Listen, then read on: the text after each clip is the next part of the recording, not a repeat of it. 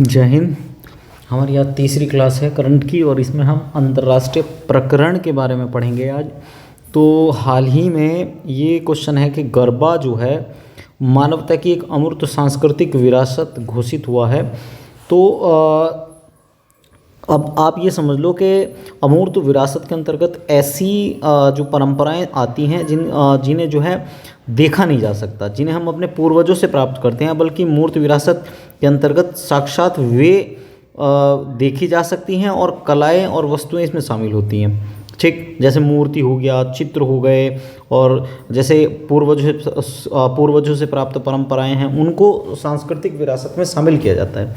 ठीक है, तो सबसे पहली बात तो ये ध्यान रखना कि गरबा जो है वो कहाँ पर जो है कहाँ का एक लोक जो है नृत्य है। तो गुजरात का बहुत फेमस जो है फोक डांस है। 18वीं वार्षिक बैठक जो हुई थी अभी हाल ही में, तो दिसंबर 2023 में हुई थी बोत्सवाना में। तो बोत्सवाना में टोटल 51 विरासतों को यूनेस्को ने अमूर्त सांस्कृतिक विरासत की सूची में शामिल किया था।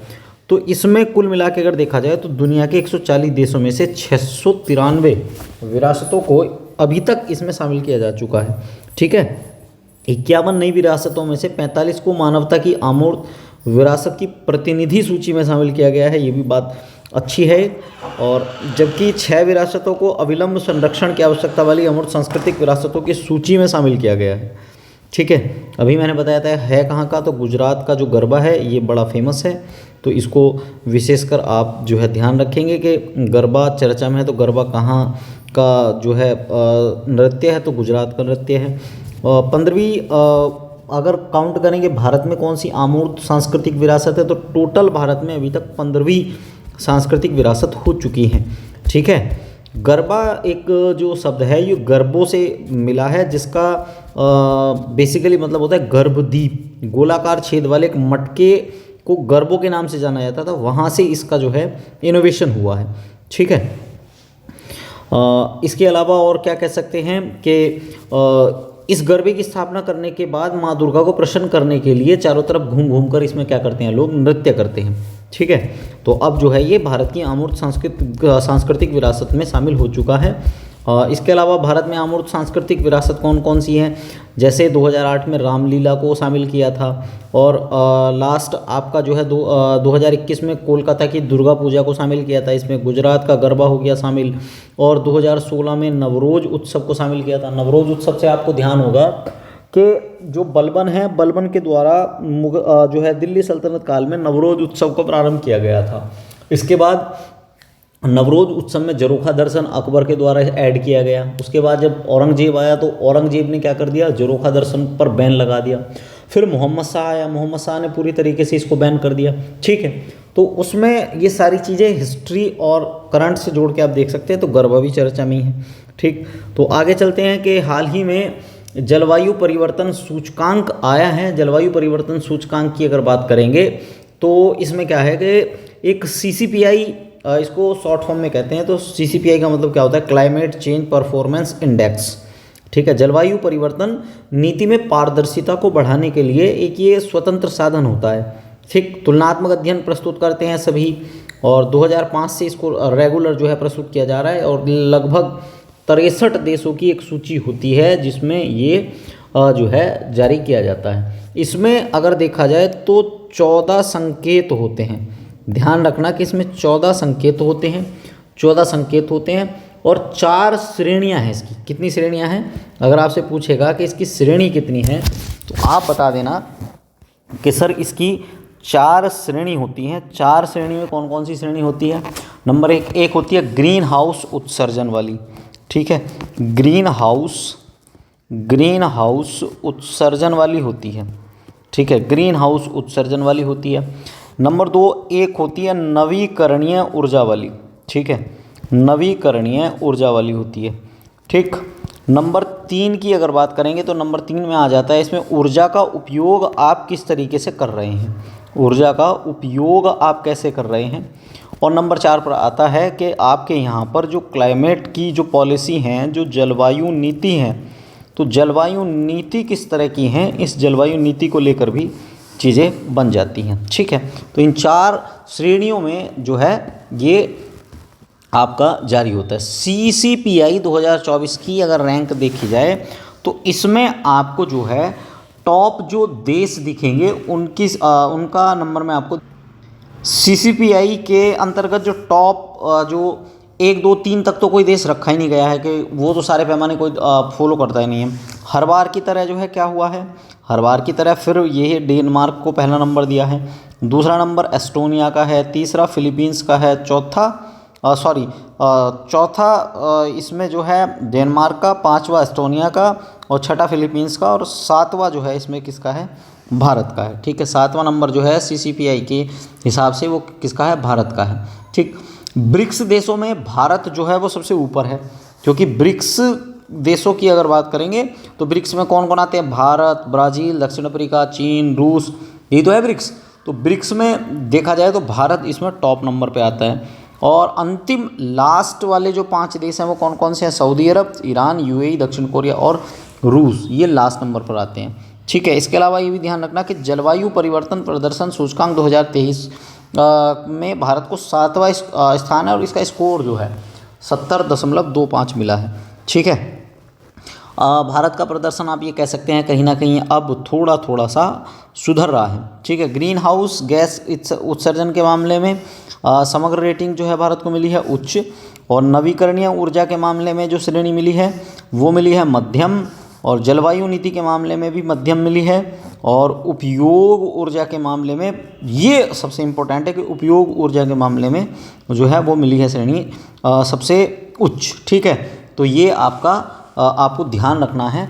और अगर आपसे और 2 4 क्वेश्चन क्या बन सकते हैं, तो 2 4 क्वेश्चन ये भी बन सकते हैं कि CO2 का उत्सर्जन करने वाला, कार्बन डाइऑक्साइड का उत्सर्जन करने वाला सबसे बड़ा जो देश है वो कौन सा है। तो CO2 के उत्सर्जन करने वाला जो देश है वो आपका चीन है। कौन सा देश है आपका CO2 का उत्सर्जन करने वाला सबसे बड़ा देश, चीन। ठीक है, इसको दोबारा लिख दे रहा हूँ, CO2 का उत्सर्जन करने वाला सबसे बड़ा जो देश है वो कौन सा है, चीन है। ठीक, और विश्व का दूसरा सबसे बड़ा कार्बन डाइऑक्साइड उत्सर्जक वाला अगर दूसरा बड़ा पूछा जाए तो आप कहोगे कि USA, United state of America. Total 50 state हैं, 50 स्टेट के साथ साथ ये भी ध्यान रखना कि इसका हाल ही में जो नया स्टेट शामिल हुआ है इसमें वो कौन सा है, हवाई द्वीप। हवाई द्वीप की राजधानी क्या है, तो राजधानी है इसकी होनोलुलु। और अगर ये भी पूछा जाए कि होनोलुलु के आसपास हाल ही में एक जो है ज्वालामुखी फटा है और उस ज्वालामुखी का नाम क्या है, तो दुनिया का सबसे ज़्यादा एक्टिव वोल्केनो कौन सा है, चलो बताओ जल्दी से। तो सबसे बड़ा जो एक्टिव वोल्केनो है मोनोलोआ मेनकी। ठीक है, कौन सा है, मोनोलोआ मेनकी, उसके बारे में। ठीक, चलो और करते हैं बात इसी के बारे में। ग्रीन हाउस गैस उत्सर्जन के श्रेणी में जो है वो फिलीपींस चौथे नंबर पर है, और नवीकरणीय ऊर्जा के मामले में नॉर्वे नंबर 1 पर है, और ऊर्जा उपयोग के मामले में फिलीपींस है, नीदरलैंड है, ये आ जाएंगे इसमें। ठीक है, तो आगे बढ़ते हैं और फिर और अगले नेक्स्ट क्वेश्चन पे आते हैं। तो इसमें अब ध्यान रखना है कि अगला जो है Time person of the year 2023 किसको दिया गया है। तो time person of the year 2023 की अगर बात करेंगे तो 1923 में time person of the year की पत्रिका ने ईयर की शुरुआत हुई थी। ठीक है, और 1927 में पहला time person of the year जो है वो चार्ल्स लिंडबर्ग को चुना गया था। इस पत्रिका के संपादकों के द्वारा किसी वर्ष के लिए time person of the year के रूप में किसी व्यक्ति, किसी समूह को या किसी विचार को जो है चुना जाता है, और जो पूरे वर्ष के दौरान विश्व को सकारात्मक रूप से प्रभावित करता है उसे देखते हैं। भारत की तरफ से महात्मा गांधी पहले भारतीय थे जिन्हें 1930 में टाइम पत्रिका के पर्सन ऑफ द ईयर में चुना था। हालांकि 2014-16 में भी ऐसा हुआ है कि जो है Time person of the year online readers poll को विजेता भारतीय प्रधानमंत्री मोदी को भी घोषित किया गया है इसमें 2014 में। ठीक है, इसमें एक चीज़ का ध्यान रखना कि जैसे पूछा जाता है कि 2023 में कौन है, तो 23 का ज़्यादा इम्पोर्टेंट है या 22 का इम्पोर्टेंट है। ठीक, तो 2023 में प्रख्यात अमेरिकी गायक जो अभी हाल ही में चर्चा में रही थी कि जो ड्रेसिंग सेंस को लेकर जो अभी आईफा अवार्ड हुए थे वहाँ जा काफ़ी ट्रोल हो गई थी। ठीक है, नाम याद होगा आपका, टेलर स्विफ्ट। तो 2023 में प्रख्यात गायिका जो है टेलर स्विफ्ट को पर्सन ऑफ द ईयर जो है क्या किया गया है, चुना गया है। और 2017 में टाइम पत्रिका ने द साइलेंस समूह को जो है पर्सन ऑफ द ईयर का जो है ये दिया था, 2 बार पूछा जा चुका है, तो इसलिए मैंने बता दिया। बाकी जो है अब एक चीज़ और भी ध्यान रखना कि 2017 वाले का चर्चा क्यों किया है। चर्चा वाल इसलिए किया है कि 2017 में जो एक समूह था जिसका नाम था द साइलेंस ग्रेकर्स, उस ग्रेकर्स समूह की भी सदस्य जो है टेलर स्विफ्ट थी। तो टेलर स्विफ्ट को 2017 में मिल गया इसका मतलब, और उसके बाद क्या हुआ कि 2023 में भी जो है इनको मिल गया। तो ऐसा करने वाली ये पहली महिला बन गई जो 2 बार जो है क्या कर लिया, इन्होंने ये पुरस्कार जीत लिया। इसके अलावा द साइलेंट ब्रेकर समूह अगर आपसे पूछा जाए वो क्या काम करता है, तो वो ऐसे लोगों का प्रतिनिधित्व करता है जिनके साथ यौन दुर्व्यवहार हुआ है, उनके विरुद्ध वो आवाज़ उठाता है। ठीक है, तो जो है Taylor Swift Time person of the year के कवर पेज पर 2 बार स्थान पाने वाली जो है वो कौन बन गई, एकमात्र महिला बनी है। अगर आपसे पूछा जाए सीईओ ऑफ द ईयर कौन है, तो सीईओ ऑफ द ईयर जो है वो कौन है, Sam Altman. Athlete of the year कौन है, लियोनल मेसी। और breakthrough of the year Alex Newell. ठीक है, कौन है, एलेक्स नेवल जो है breakthrough of the year है।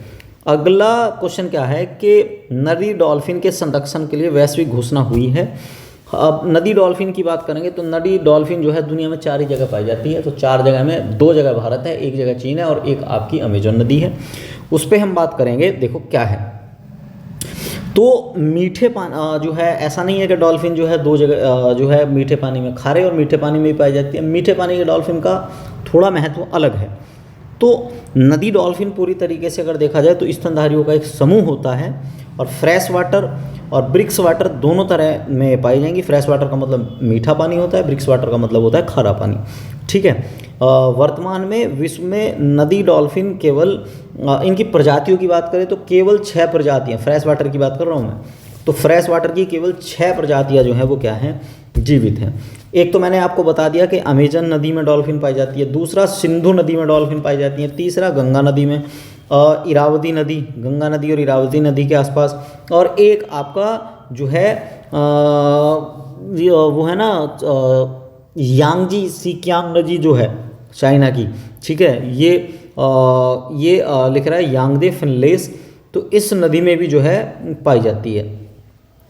डॉल्फिन की प्रजाति एक बैजी है जो चीन में पाई जाती है और ये जो है 2006 में पहली बार क्या हो गया था, विलुप्त घोषित कर दी गई थी। ये भी ध्यान रखना कि डॉल्फिन जो है अंधी होती हैं, इनकी आंखें नहीं होती और ये देखने का काम जो करती हैं वो जो सोनिक वेव्स होती हैं उनके द्वारा ही जो है ये क्या करती हैं, देखती हैं चीज़ों को।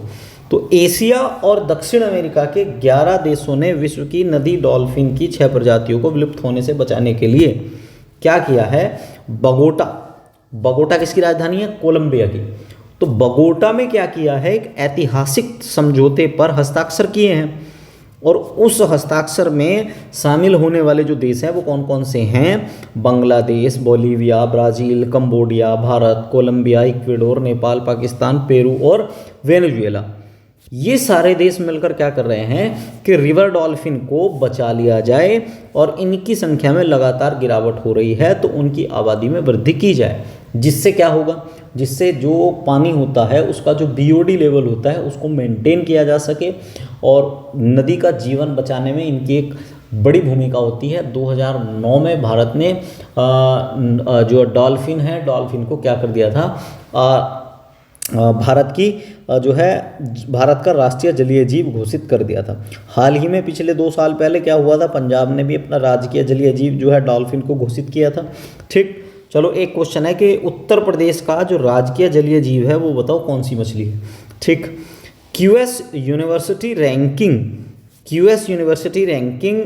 2024 जारी की गई है। तो क्यूएस एशिया यूनिवर्सिटी, अब मैं एशिया की बात कर रहा हूँ, क्यूएस एशिया यूनिवर्सिटी रैंकिंग 2024 जो प्रकाशित की गई है तो इसमें जो है किस भारतीय संस्थान को सबसे ज़्यादा टॉप जो है रैंक मिली है उसके ऊपर बात करनी है। अगले क्वेश्चन पे आते हैं। तो अगला क्वेश्चन क्या है, अगला क्वेश्चन है आपका इजराइल और फ़िलिस्तीन विवाद को लेकर है। ठीक है, किसको, इजराइल और फ़िलिस्तीन विवाद को लेकर है। तो फ़िलिस्तीनी क्षेत्र में अवस्थित यरूशलेम है, यरूशलेम की समस्या एक जो है फ़िलिस्तीन और आप कह सकते हैं कि इजराइल की एक बुनियादी समस्याओं में से एक है। तो अब यहाँ एक मसला फंसा हुआ है।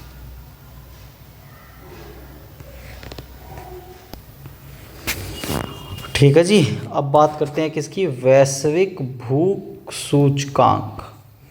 देखो, ग्लोबल हंगर इंडेक्स जो है एक ऐसी युक्ति है जिससे किसी भूखमरी की गणना उसकी वस्तु स्थिति का पता लगाने के लिए डिज़ाइन की गई है। तो अल्प पोषण वाला जो एरिया है, इसमें होता क्या है, अल्प पोषण, दुबलापन, बालक का ठिगनापन, बाल मृत्यु दर के आधार पर इसको तैयार किया जाता है। देखो पीसीएस वालों, तुम्हारे लिए ये इम्पोर्टेंट है, इसमें पूछा जा सकता है कि वैश्विक भूख सूचकांक किन संकेतकों पर जो है ये निर्धारित होता है।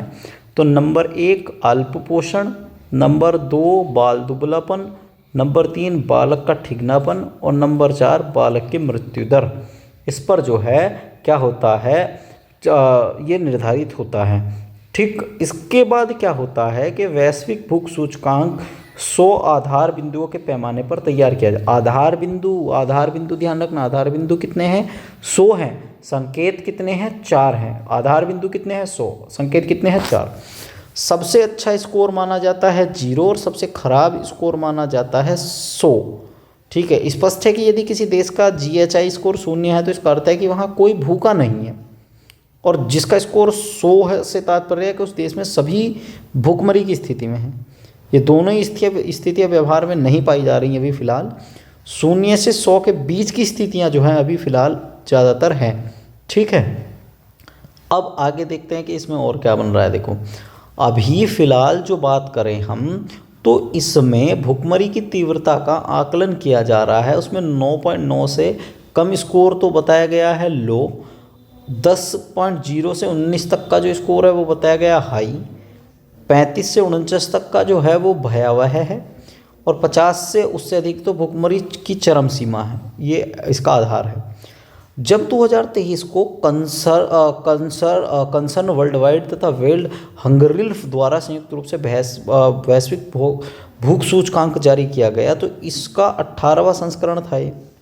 और इसमें एक बात और बताई गई, और इसमें ये कहा गया कि खाद्य प्रणाली देने में जो युवाओं की शक्ति है, इसकी जो थीम है ये the power of youth shaping food system, ये सबसे पहली तो बात ये है कि ये इस पर केंद्रित रहेगा। उसके बाद इन्होंने जो है फिर इन्होंने बात की कि 125 देश इसमें शामिल किए जाएंगे। ठीक है, कितने देश, 125 देश इसमें शामिल किए जाएंगे। और वैश्विक जो GHI है, ग्लोबल हंगर इंडेक्स है, वो 18.3 है, जो भूखमरी की मध्यम स्थिति को प्रदर्शित कर रहा है। दक्षिण एशिया और अफ्रीका, दक्षिण एशिया साउथ एशिया और अफ्रीका साउथ ऑफ सहारा, दोनों का GHI स्कोर 27 है। ये अच्छी बात नहीं है। ठीक है, ये स्कोर इन क्षेत्रों की गंभीर स्थिति को क्या कर रहा है, प्रदर्शित कर रहा है।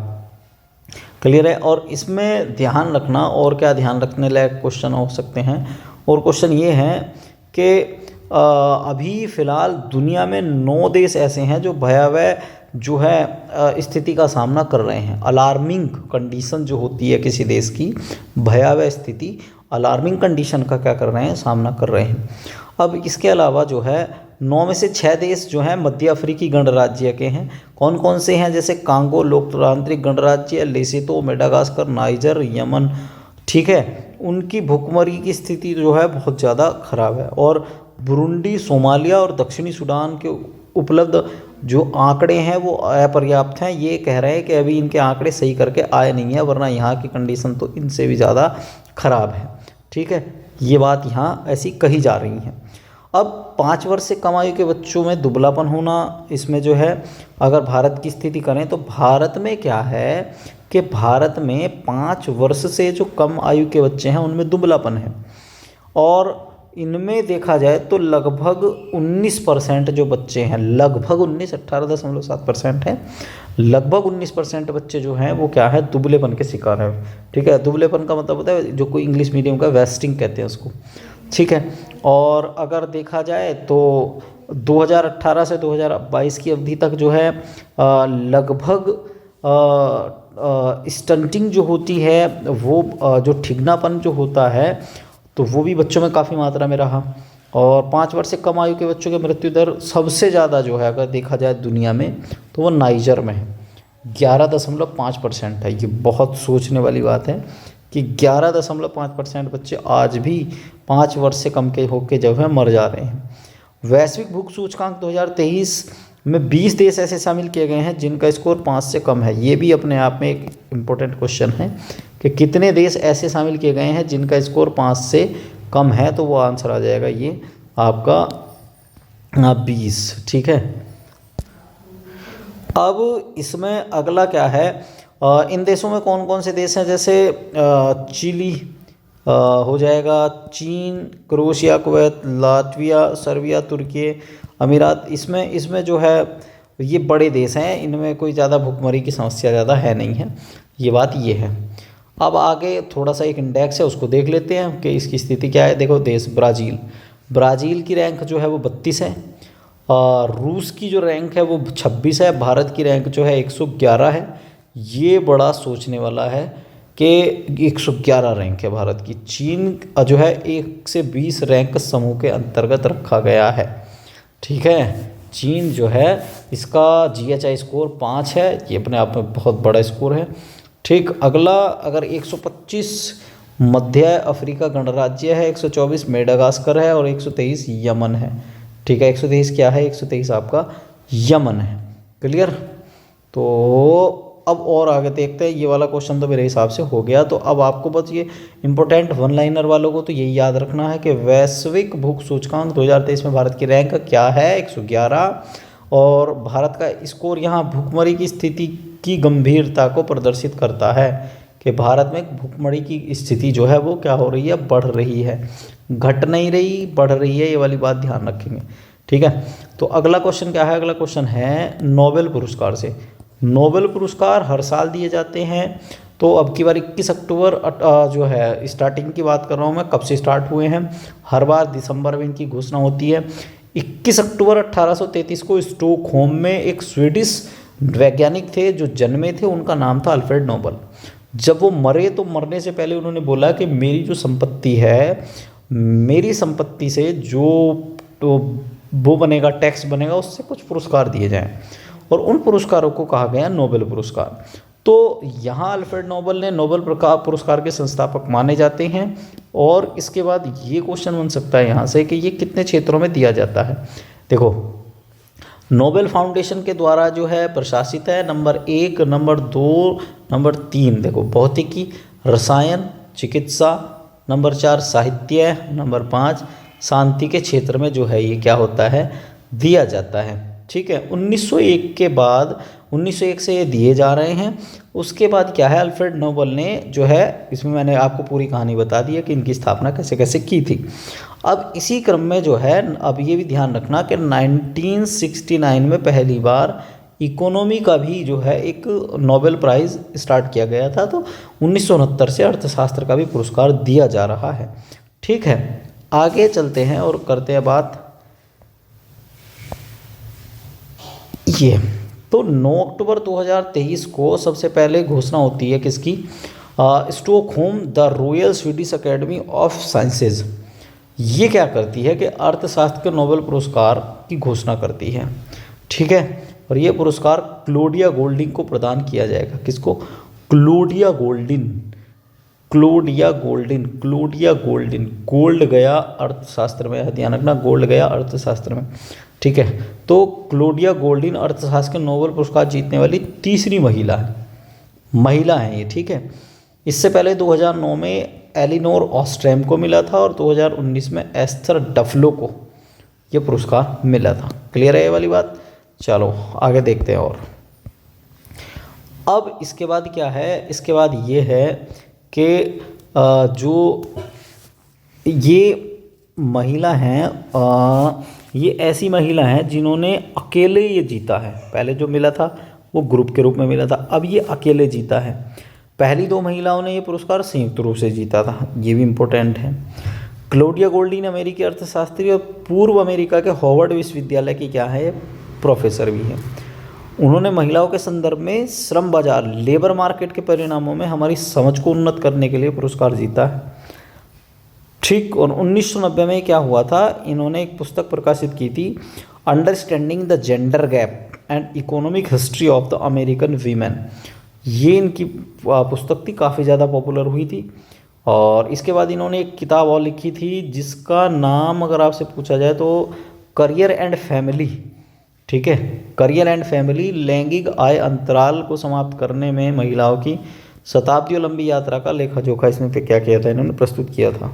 ठीक है, इसके बाद जो है ये वाली बात भी ध्यान रखना कि नोबेल का जो शांति पुरस्कार है वो जो है नॉर्वे स्थित नॉर्वेजियन नोबेल कमेटी जो होती है उसके द्वारा घोषित किया जाता है। और ये ईरान की जो नरगिस मोहम्मदी थी, ईरान की नरगिस मोहम्मदी, उसको जो है ये क्या है, पुरस्कार दिया गया है। ठीक है, ये हुआ क्या है कि ये जो नरगिस मोहम्मदी हैं, नरगिस मोहम्मदी ने क्या किया है, महिलाओं के उत्पीड़न के विरुद्ध लड़ाई लड़ी है। मानवाधिकारों और स्वतंत्रता को जो है बढ़ावा देने के प्रयासों के लिए जो है उनको ये पुरस्कार दिया गया है। नोबेल पुरस्कार घोषणा के समय नरगिस जो है कैद में थी।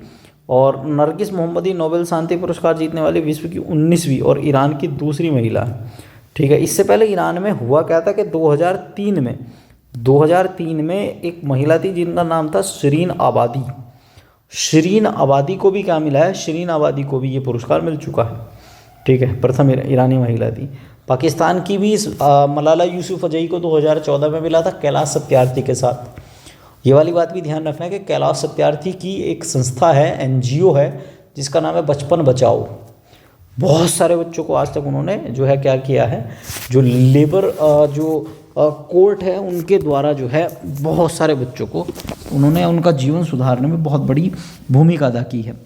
वर्ष 2023 के लिए जो है साहित्य का नोबेल पुरस्कार नॉर्वेजियन जो लेखक हैं, ध्यान रखना कि ये लेखक है नॉर्वेजियन जो लेखक हैं, इनका नाम है, नॉर्वेजियन लेखक का नाम है जॉन ओलाव फोसे। जॉन ओलाव फोसे को क्या है, ये पुरस्कार प्रदान किया गया है।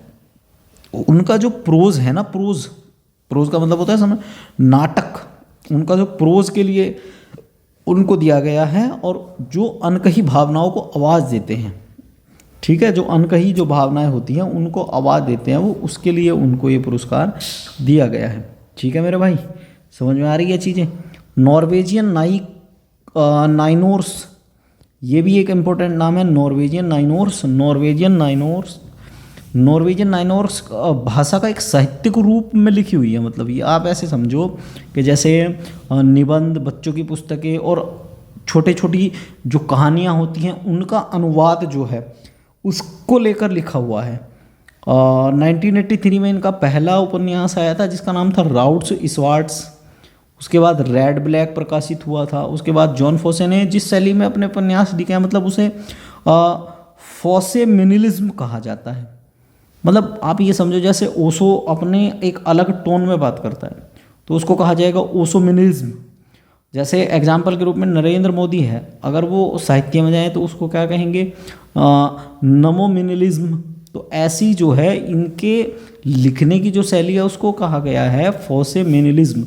ठीक है, इसके बाद रसायन विज्ञान का नोबेल पुरस्कार 2023 में जो दिया गया है वो दिया गया है किसके द्वारा, वो दिया गया है Stockholm Swedish royal Swedish academy of sciences द्वारा दिया गया है। इस बात को ध्यान रखेंगे। और ये नोबेल पुरस्कार अब की बार जो दिया गया है संयुक्त रूप से 3 वैज्ञानिकों को ये दिया जाएगा। ठीक है, संयुक्त रूप से कितने वैज्ञानिकों को, 3 वैज्ञानिकों को दिया जाएगा, जिसमें नंबर 1 है मोंगीजी बावेंडी। ठीक है, मोंगीजी बावेंडी। नंबर 2 है लुइस ई ब्रूज। नंबर 3 है एलेक्सी आई एक्कीमोव।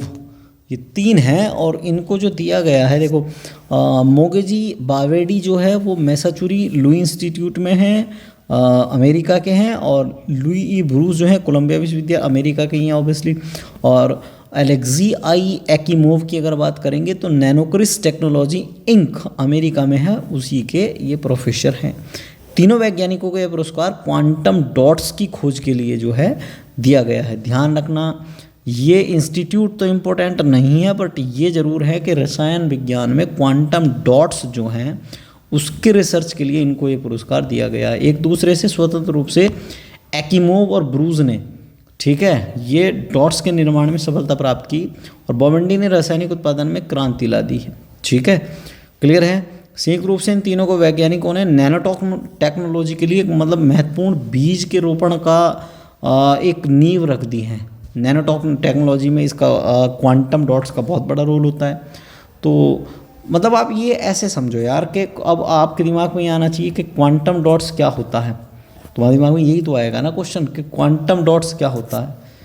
तो आप ऐसे समझो कि जो वो होते हैं ना सेमीकंडक्टर, अर्धचालक जो होते हैं, अर्धचालक जो क्रिस्टल होते हैं, सेमीकंडक्टर जो क्रिस्टल्स होते हैं, उन्हीं को उनका और छोटा जो रूप होता है, ठीक है, उसी को नैनो डॉट्स कहा गया है, क्वांटम डॉट्स कहा गया है। तो क्वांटम डॉट्स क्या करेंगे, ये इनके अंदर एक बहुत मतलब एक अनलिमिटेड लाइट होती है, उसका एक ये क्या होते हैं, सोर्स होते हैं। तो ऑप्टिकल प्रॉपर्टीज़ की वजह से जो है क्वांटम डॉट्स को यूज़ किया जाएगा, जैसे कैंसर की बीमारियां उसके लिए और बीजों को अच्छा करने के लिए, उसके लिए इसका यूज किया जा सकता है। ठीक है, क्वांटम डॉट्स के गुणों में भी परिवर्तन किया जा सकता है, मतलब किसी चीज़ की जो क्वालिटी होती हैं, जैसे गेहूं है, वो यीस्ट कैसे बनाता है, उसको यीस्ट बनाने का, फर्मेंटेशन होने का जो तरीका होगा, उसमें हम बदलाव कर सकते हैं नैनो कंप्यूटिंग से। ये अपने आप में बहुत बड़ी चीज़ है। ठीक है, और क्वांटम डॉट्स का प्रयोग अगर आपसे पूछा जाएगा क्या करेंगे, तो QLED जो टेक्नोलॉजी होती है ना, तो कंप्यूटर मॉनिटर और टेलीविज़न स्क्रीनिंग को प्रकाशित करने में इसका, और मतलब जो आप एक समझते हैं, एक आई आपकी 720 MB वाला जो वो होता है, एक आता है आपका HD, एक होता है ब्लू-रे, है ना। तो ये क्वालिटी जो बढ़ती है, तो अब एक तकनीक आती है QLED। QLED तकनीक में क्या होगा कि जो पिक्चर्स होंगी उसकी जो क्वालिटी होती है वो थोड़ी सी मतलब और ज़्यादा मजबूत हो जाएगी, तो उसको लेकर है वो। ठीक है, भौतिक विज्ञान के नोबेल पुरस्कार की अगर बात करेंगे तो इसमें भौतिक विज्ञान के नोबेल पुरस्कारों की बात करेंगे तो 2023 में Stockholm Sweden royal Swedish academy के द्वारा दिए जाते हैं ये। ठीक है, तो अब इसके बारे में ही बात कर लेते हैं।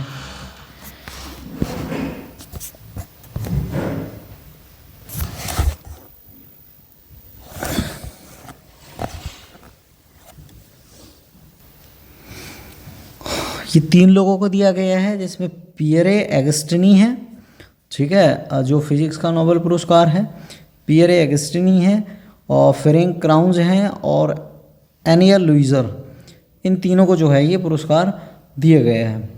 ठीक है, इसके लिए चिकित्सा विज्ञान के नोबेल पुरस्कार की अगर बात करेंगे तो चिकित्सा विज्ञान का नोबेल पुरस्कार 2 अक्टूबर को 2023 को the Nobel assembly and Karolinska institute है, इसके द्वारा इसकी जो है घोषणा की गई है। और ये जो है 2 व्यक्तियों को मिलेगा, जिसका नाम है कैटलिस कारिको और एक है डू विसमैन। इनको जो है mRNA जो एक होता है ना, mRNA वो जो होता है न्यूक्लियोसाइड आधार।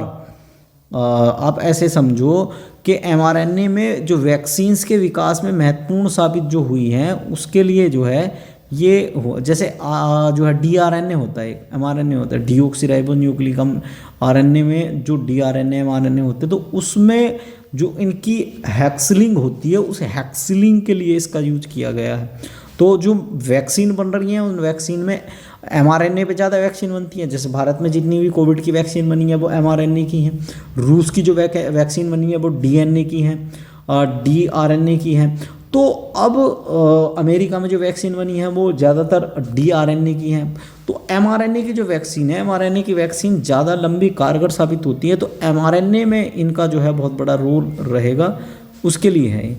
ठीक है, और अन्य टीकों की तरह ही mRNA भी ये भी क्या करेंगे, एंटीबॉडी का निर्माण ही करेंगे, और तो कोई काम कर नहीं सकते। तो ये जो है लाइव वायरस के संक्रमण से जो है मुकाबला करने में मदद कर सकते हैं। लाइव समझ रहे हैं ना आप, जो डायरेक्ट वाले जो हो रहे हैं। हालांकि जहाँ भी अधिकांश टीके प्रतिरक्षा प्रणाली प्रतिक्रिया के लिए यूज किए जा रहे हैं, तो ये क्या है, कहीं ना कहीं जो बैक्टीरिया वगैरह होते हैं उनको जो है धीरे धीरे कमी करने का काम करते हैं ये, और तो कोई काम होता नहीं है। ठीक, चलो अब ये और देख लेना कि वैश्विक नवाचार सूचकांक 2023, तो वैश्विक नवाचार सूचकांक 2023 की बात करेंगे तो इसमें आप ये ध्यान रखना कि इसमें द पॉपुलेशन इंस्टीट्यूट की भागीदारी से ये किया गया है और इसको the federation of the Indian industries और Brazilian nation federation of industries के सहयोग से जो है ये हुआ है। इसके बाद ये भी कह सकते हैं कि जो innovation in the face of the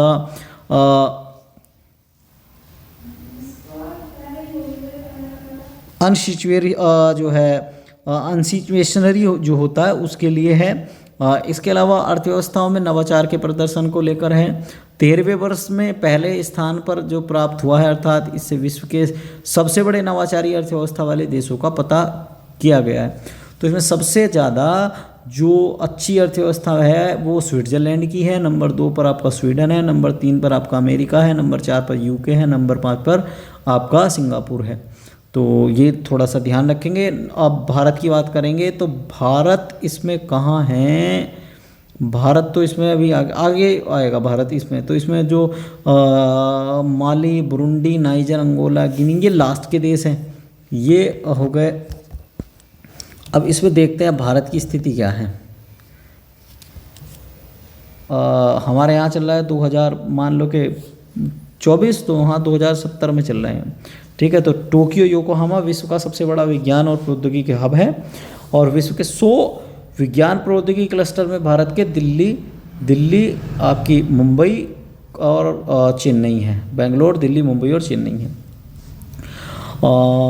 times magazine जो आई है टाइम्स का, वो तो आपने देख लिया कि इसकी मैगजीन का फ्रंट पेज पे कौन है। अब टाइम्स वैश्विक विश्वविद्यालय रैंकिंग्स भी आई है।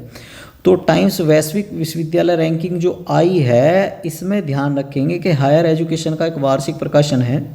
इसमें वैश्विक विश्वविद्यालय रैंकिंग 3.0 आई है, उसके बारे में और पढ़ लेते हैं, ठीक।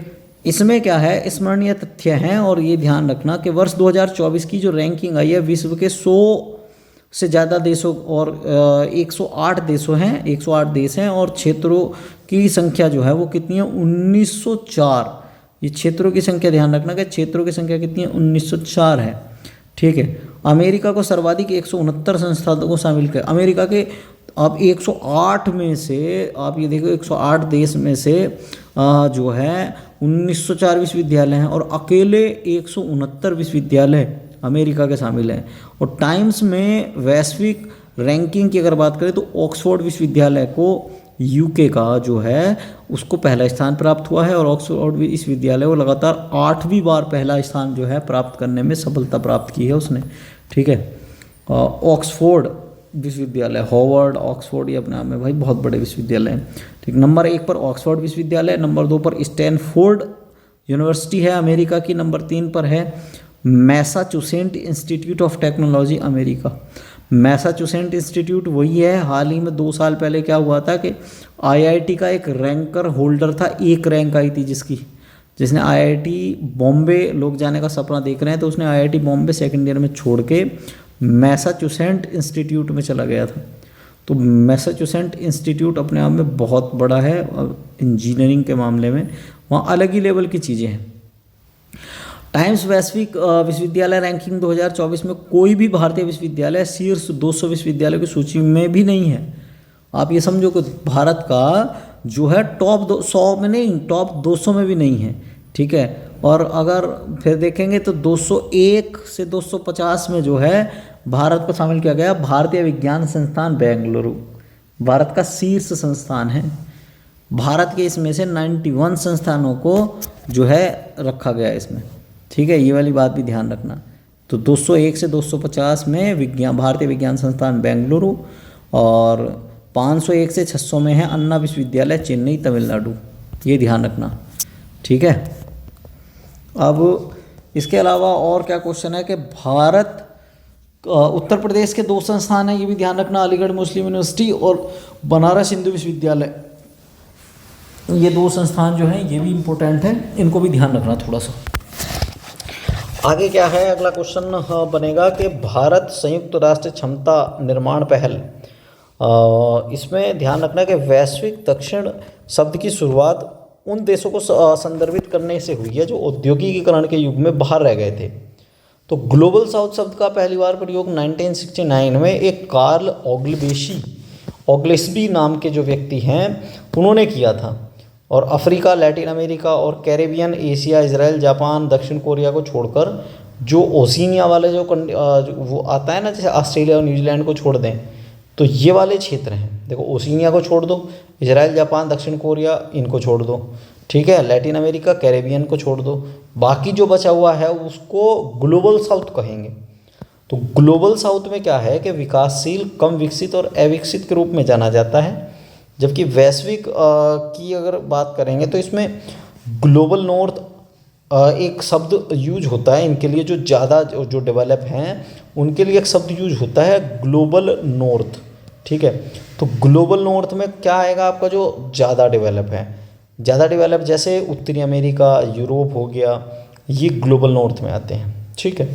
तो ग्लोबल साउथ के लिए जो है हाल ही में जॉइंट कैपेसिटी बिल्डिंग इनिशिएटिव का जो है एक आयोजन किया गया है। तो भारत में संयुक्त राष्ट्र क्षमता निर्माण पहल की घोषणा की गई है और India UN for the global south delivering for development, इस कार्यक्रम के दौरान हम जो है वो कुछ बातें करने वाले हैं, जिसमें जैसे इस कार्यक्रम में भारत के विदेश मंत्री डॉक्टर एस जयशंकर गए थे और इसके जो अध्यक्ष थे वो डेनिस फ्रांसिस थे, ठीक है। इसके अध्यक्ष जो थे कार्यक्रम के डेनिस फ्रांसिस थे, इन्होंने भाग लिया। और इसमें जो है राष्ट्र निर्माण पहल का उद्देश्य वैश्विक दक्षिण के देशों की क्षमता निर्माण और विकास को बढ़ावा देना था, ठीक है। ये इसका एक महत्वपूर्ण क्वेश्चन था जो आप थोड़ा सा ध्यान रखेंगे। हाल ही में संयुक्त राष्ट्रीय महासभा का 78वां सत्र का आयोजन किया गया, ठीक है। 78वें सत्र का आयोजन किया गया, ठीक है।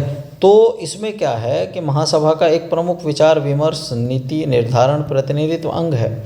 इससे क्या होता है कि सार्वभौमिक प्रतिनिधित्व वाला एकमात्र संयुक्त निकाय बन जाता है, ठीक है। और इसमें जनरल डिबेट का आयोजन न्यूयॉर्क के जनरल असेंबली हॉल में किया जाता है। क्लियर है बात, देखते हैं आगे।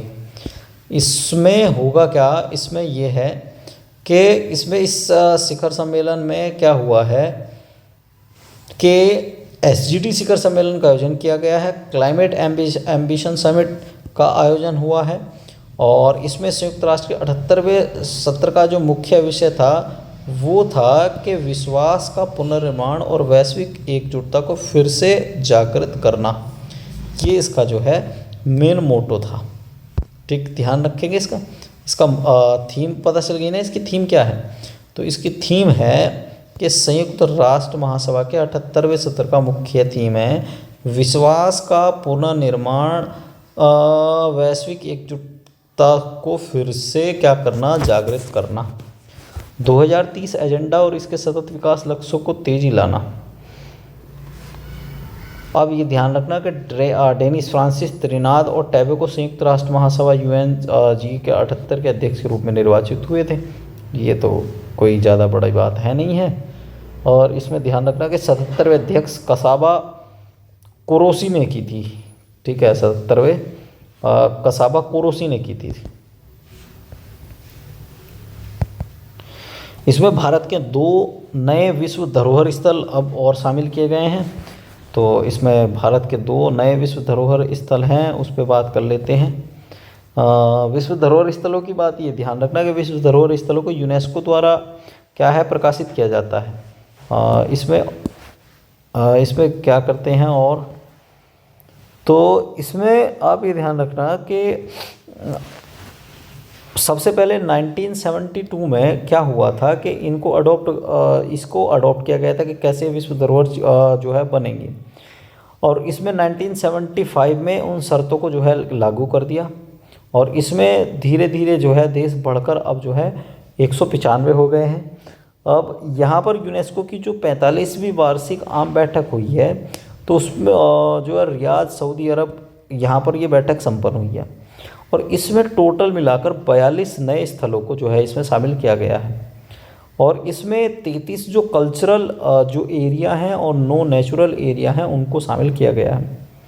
इन नए स्थलियों को शामिल करने के बाद अब 168 देशों में से इनकी संख्या जो है 1119 हो गई है। 1119 में 933 जो स्थल हैं वो तो सांस्कृतिक स्थल हैं, 227 स्थल जो हैं वो कैसे हैं, प्राकृतिक हैं, और 39 जो हैं वो कैसे हैं, मिश्रित स्थल हैं। ठीक, अब इसके बाद क्या है, इसके बाद ये है कि अगर आपसे और पूछा जाए तो इसमें 2 भारतीय नए विश्व धरोहर स्थल शामिल किए गए हैं। तो एक तो शांति निकेतन पश्चिम बंगाल का रविन्द्रनाथ टैगोर वाला, और होयसल के पवित्र मंदिर जो है समूह कर्नाटक में है। ये शांति निकेतन को 41वां, होयसल को 42वां विश्व धरोहर शामिल किया गया है। ठीक है, और भारत 42 विश्व धरोहर स्थलों में 34 स्थल सांस्कृतिक और 7 स्थल जो है प्राकृतिक और 1 स्थल मिश्रित श्रेणी का है। ये ध्यान रखेंगे। ठीक, और इटली के इसमें सबसे ज़्यादा स्थल हैं 59। ठीक है, भारत 6ठे नंबर पर है और इटली का 59 है। ठीक, ये वाली बात ध्यान रखना। और इससे और क्या क्वेश्चन बन सकते हैं, और क्वेश्चन बन सकते हैं कि शांति निकेतन कहाँ है। तो शांति निकेतन आपका पश्चिम बंगाल में बीरभूम जिले में है। और इससे और भी क्या क्वेश्चन बन सकते हैं कि रविन्द्रनाथ टैगोर के कार्य दर्शनों से जुड़ा हुआ है और विश्व भारती के नाम से विश्वविद्यालय के रूप में परिवर्तित हो गया है ये, और केंद्रीय विश्वविद्यालय और राष्ट्रीय महत्व का एक संस्थान है। होयसल के पवित्र मंदिर समूह है, एक क्रमिक संपत्ति है जिस दक्षिण भारतीय कर्नाटक के 3 मंदिर इसके अंतर्गत शामिल हैं। तो उन 3 मंदिरों को ध्यान रखना, कौन कौन से 3 मंदिर हैं। एक तो है चिन्नाकेश मंदिर बेलूर हासन में, एक है होयसलेश्वर मंदिर हालेबेदु हासन में, और एक है केशव मंदिर सोमनाथपुर मैसूरू में। ठीक, और इसके अलावा चिन्नाकेशव भगवान विष्णु के रूप में है, एक मंदिर भगवान विष्णु को समर्पित है चिन्नाकेशव वाला, और होयसल मंदिर है जो भगवान शिव का है। केशव मंदिर वैष्णव हिंदू मंदिर है जो कावेरी नदी के किनारे पर है। केशव मंदिर ध्यान रखना कि वैष्णव हिंदू मंदिर है और कावेरी नदी पर है। ठीक, चलो आगे देखते हैं इसमें।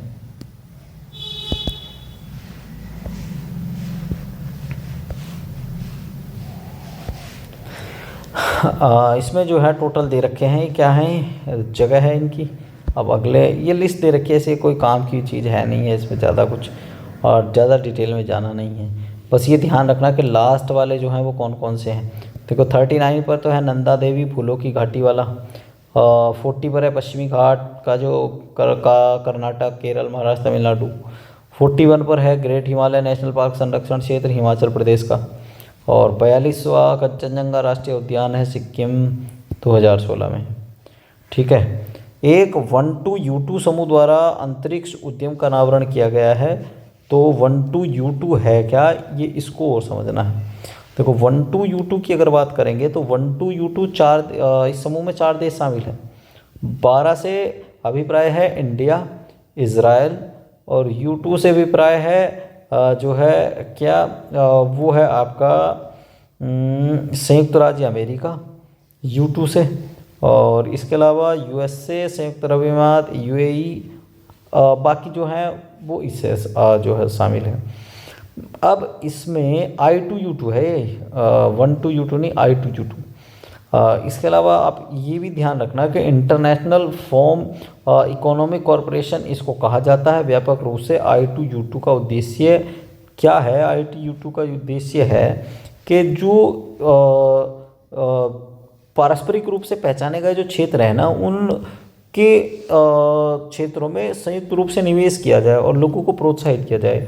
इसमें 6 पॉइंट माने गए हैं कि जहाँ क्या चीज़ें अच्छी होनी चाहिए। एक तो वाटर वहाँ अच्छा हो, परिवहन हो, वहाँ स्पेस हो, और हेल्थ अच्छा हो, और फूड सिक्योरिटी हो, और भाई एनर्जी हो। ये सारी चीज़ें हो जाएंगी तो वहाँ एक अच्छा निवेश किया जा सकता है, उसको लेकर ये बात की गई है। इसके अलावा I2U2 समूह द्वारा एक अंतरिक्ष उद्यम का अनावरण भी किया गया है, और इन समूहों के द्वारा न्यूयॉर्क में संयुक्त राष्ट्र महासभा के 78 सत्र के दौरान ये घोषणा की गई थी कि अब जो है यहाँ क्या किया जाएगा, एक जॉइंट स्पेस वेंचर जो है बनाया जाएगा। इसके अलावा ऑटोमेसी समझौते के सिद्धांतों के अनुसार इसको जो है बनाया जा रहा है, और 14 जुलाई 2022 को I2U2 समूहों के शासनाध्यक्ष को पहला शिखर सम्मेलन आभासी माध्यम से आयोजित किया गया है। ये भी बात ध्यान रखेंगे आप। ठीक, आगे चलते हैं। बहुत ज़्यादा चर्चा में रहा था ये विषय भी, तो इसको भी ध्यान रखेंगे। हाल ही में भारत और कनाडा के बीच जो है वो क्या हुआ था, एक विवाद बन गया था। तो उस भारत और कनाडा के विवाद को और पढ़ लेते हैं कि जून 2023 में ओंटारियो कनाडा के ब्रैम्पटन खालिस्तान समर्थकों द्वारा एक रैली निकाली गई थी और पूर्व प्रधानमंत्री इंदिरा गांधी की उनके अंगरक्षकों द्वारा नृशंस हत्या की झांकी पर आधारित थी। और ये झांकी कनाडा के सिख अलगाववादी समूह द्वारा अपनी वार्षिक परेड के तहत निकाली गई थी। इसके माध्यम से 1984 के ऑपरेशन ब्लू स्टार के विरुद्ध अपना विरोध प्रदर्शन कर रहे थे वो। और विदेश मंत्री एस जयशंकर, अब क्या होता है कि अब भारत के जो विदेश मंत्री हैं एस जयशंकर, उन्होंने कहा कि यार ये जो है बिल्कुल गलत है, आप इसको कनाडा और इंडिया के संबंधों के अनुकूल नहीं चल रहे। तो 18 जून को एक व्यक्ति थे जिसका नाम क्या था, हरदीप सिंह निज्जर, भारतीय मूल का कनाडाई सिख है, तो जिसे भारत द्वारा आतंकी घोषित किया गया था। उसने एक गुरुद्वारा कनाडा के पास गोली मारकर उसकी हत्या कर दी थी। ठीक है, किसी एक गुरुद्वारे में उसकी हत्या कर दी गई थी। अब हुआ क्या यार, हुआ ये कि कर्नाटक के जो प्रधानमंत्री थे जिनका नाम जस्टिन ट्रूडो है, संसद का जो वहाँ का निम्न सदन है हाउस ऑफ कॉमन को संबोधित करते हुए सिख नेता हरदीप सिंह निज्जर की हत्या के बारे में भारत सरकार की संलिप्तता का आरोप लगा दिया कि भाई वो आतंकवादी है, उसको किसी ने मार दिया होगा। तो उन्होंने कहा कि ये भारत वालों ने मार दिया है। तो इस पर जो है कनाडा और भारत के उच्च आयोग के एक वरिष्ठ राजनयिक को देश से निष्कासित कर दिया, भारत के राजनयिक को। तो उसके बाद भारत ने हरदीप सिंह निज्जर की हत्या संबंधी मामले में किसी भी प्रकार की संलग्नता से सीधा सीधा ये बोल दिया कि भाई हमारा इससे कोई मतलब नहीं है, पर वो मानने को तैयार नहीं थे। अब उसके बाद क्या हुआ, उसके बाद ये हुआ कि कनाडा पर भारत ने खालिस्तानी अलगवादी हिंसा के लिए जिम्मेदारी कई जो है आतंकियों को असुरक्षित जो है सुरक्षित आश्रय उपलब्ध कराने का आरोप लगा दिया। अब हाल ही में कनाडा द्वारा भारत के साथ प्रस्तावित संधि वार्ता पर स्थगित कर दी गई है और अभी थोड़े दिन के लिए ये दोनों मामले में जो है इनको कह दिया कि अभी हम आपस में बात नहीं करेंगे। ठीक, अब अगला जो क्वेश्चन है, अगला क्वेश्चन क्या बन सकता है, अगला क्वेश्चन ये है कि भाई भारत OIML प्रमाण पत्र जारी करता देश बन चुका है। ठीक है, अब आप कहोगे OMIL क्या होता है, ज़रा इसको थोड़ा समझाओ। तो OIML प्रमाण पत्र जारी करता देश की अगर बात करेंगे तो international organization of legal majority, ठीक है, मेट्रोलॉजी एक अंतर सरकारी संधि संगठन है।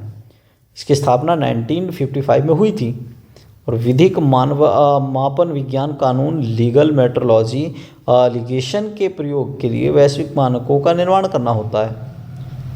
ठीक है, अब जो इसके परस्पर संगत और अंतर्राष्ट्रीय मान्यता प्राप्त को OIML के सदस्यों की संख्या टोटल 64 है। टोटल कितनी है इनकी संख्या, 64 है। इसको ध्यान रखेंगे थोड़ा। अब इसमें ध्यान रखना कि अंतर्राष्ट्रीय बाजार में बाट, इसको ये वाला ध्यान रखना बस, कि अंतर्राष्ट्रीय बाजार में बाट या मापन उपकरणों को बेचने के लिए OIML मॉडल अनुमोदन प्रमाण पत्र अनिवार्य होता है। मतलब यार ऐसा है कि आप दक्षिण अफ्रीका को अगर बाट बेचना चाहो तो आप दक्षिण अफ्रीका को बाट जब ही बेच सकते हो जब तुम OIML के सदस्य हो और OIML का तुम्हें अनुमोदन प्रमाण पत्र मिला हुआ है। जैसे पाकिस्तान को तुम्हें बाट भेजने हैं तो पाकिस्तान को बाट भेजने हैं तो वो पाकिस्तान को बाट आप जब भी भेजोगे जब आपके पास OIML का जो है क्या है अनुमोदन प्रमाण पत्र है। समझ में आ गई ना बात। भारत विश्व का 13वां देश है जो अंतर्राष्ट्रीय स्तर पर स्वीकृति प्रमाण पत्र जो है जारी कर सकता है। अब भारत, ऑस्ट्रेलिया, इसमें कौन कौन है, ऑस्ट्रेलिया है, चीन है, भारत है, देखो इसमें स्विट्ज़रलैंड है, चेक गणराज्य है, जर्मनी है, डेनमार्क है, फ्रांस है, UK है, इसमें इसके अलावा जापान है, नीदरलैंड है, स्वीडन है, स्लोवाकिया है। ये सारे देश हैं OIML के अनुमोदन जो है प्रमाण पत्रों में, तो इसको ध्यान रखेंगे। और 1956 में OIML का सदस्य बना था भारत, अब नहीं है, काफ़ी पुराना सदस्य है भारत इसका। क्लियर, चलो आगे देखते हैं, आगे क्या क्वेश्चन है। विश्व प्रतिभा रैंकिंग अभी जारी हुई है, तो विश्व प्रतिभा रैंकिंग को भी देखेंगे कि विश्व प्रतिभा रैंकिंग से क्या फ़ायदा है। प्रतिवर्ष विश्व वर्ल्ड टैलेंट रैंकिंग जारी की जाती है। तो institute for management and development के द्वारा ये जारी किया जाता है। इस रैंकिंग में किसी देश को अपनी घरेलू प्रतिभाओं के कौशल, योग्यता को विकसित करने की क्षमता और मूल्यांकन को प्रदर्शित करना होता है, ठीक है, और उनको देश में रोक कर भी रखना है।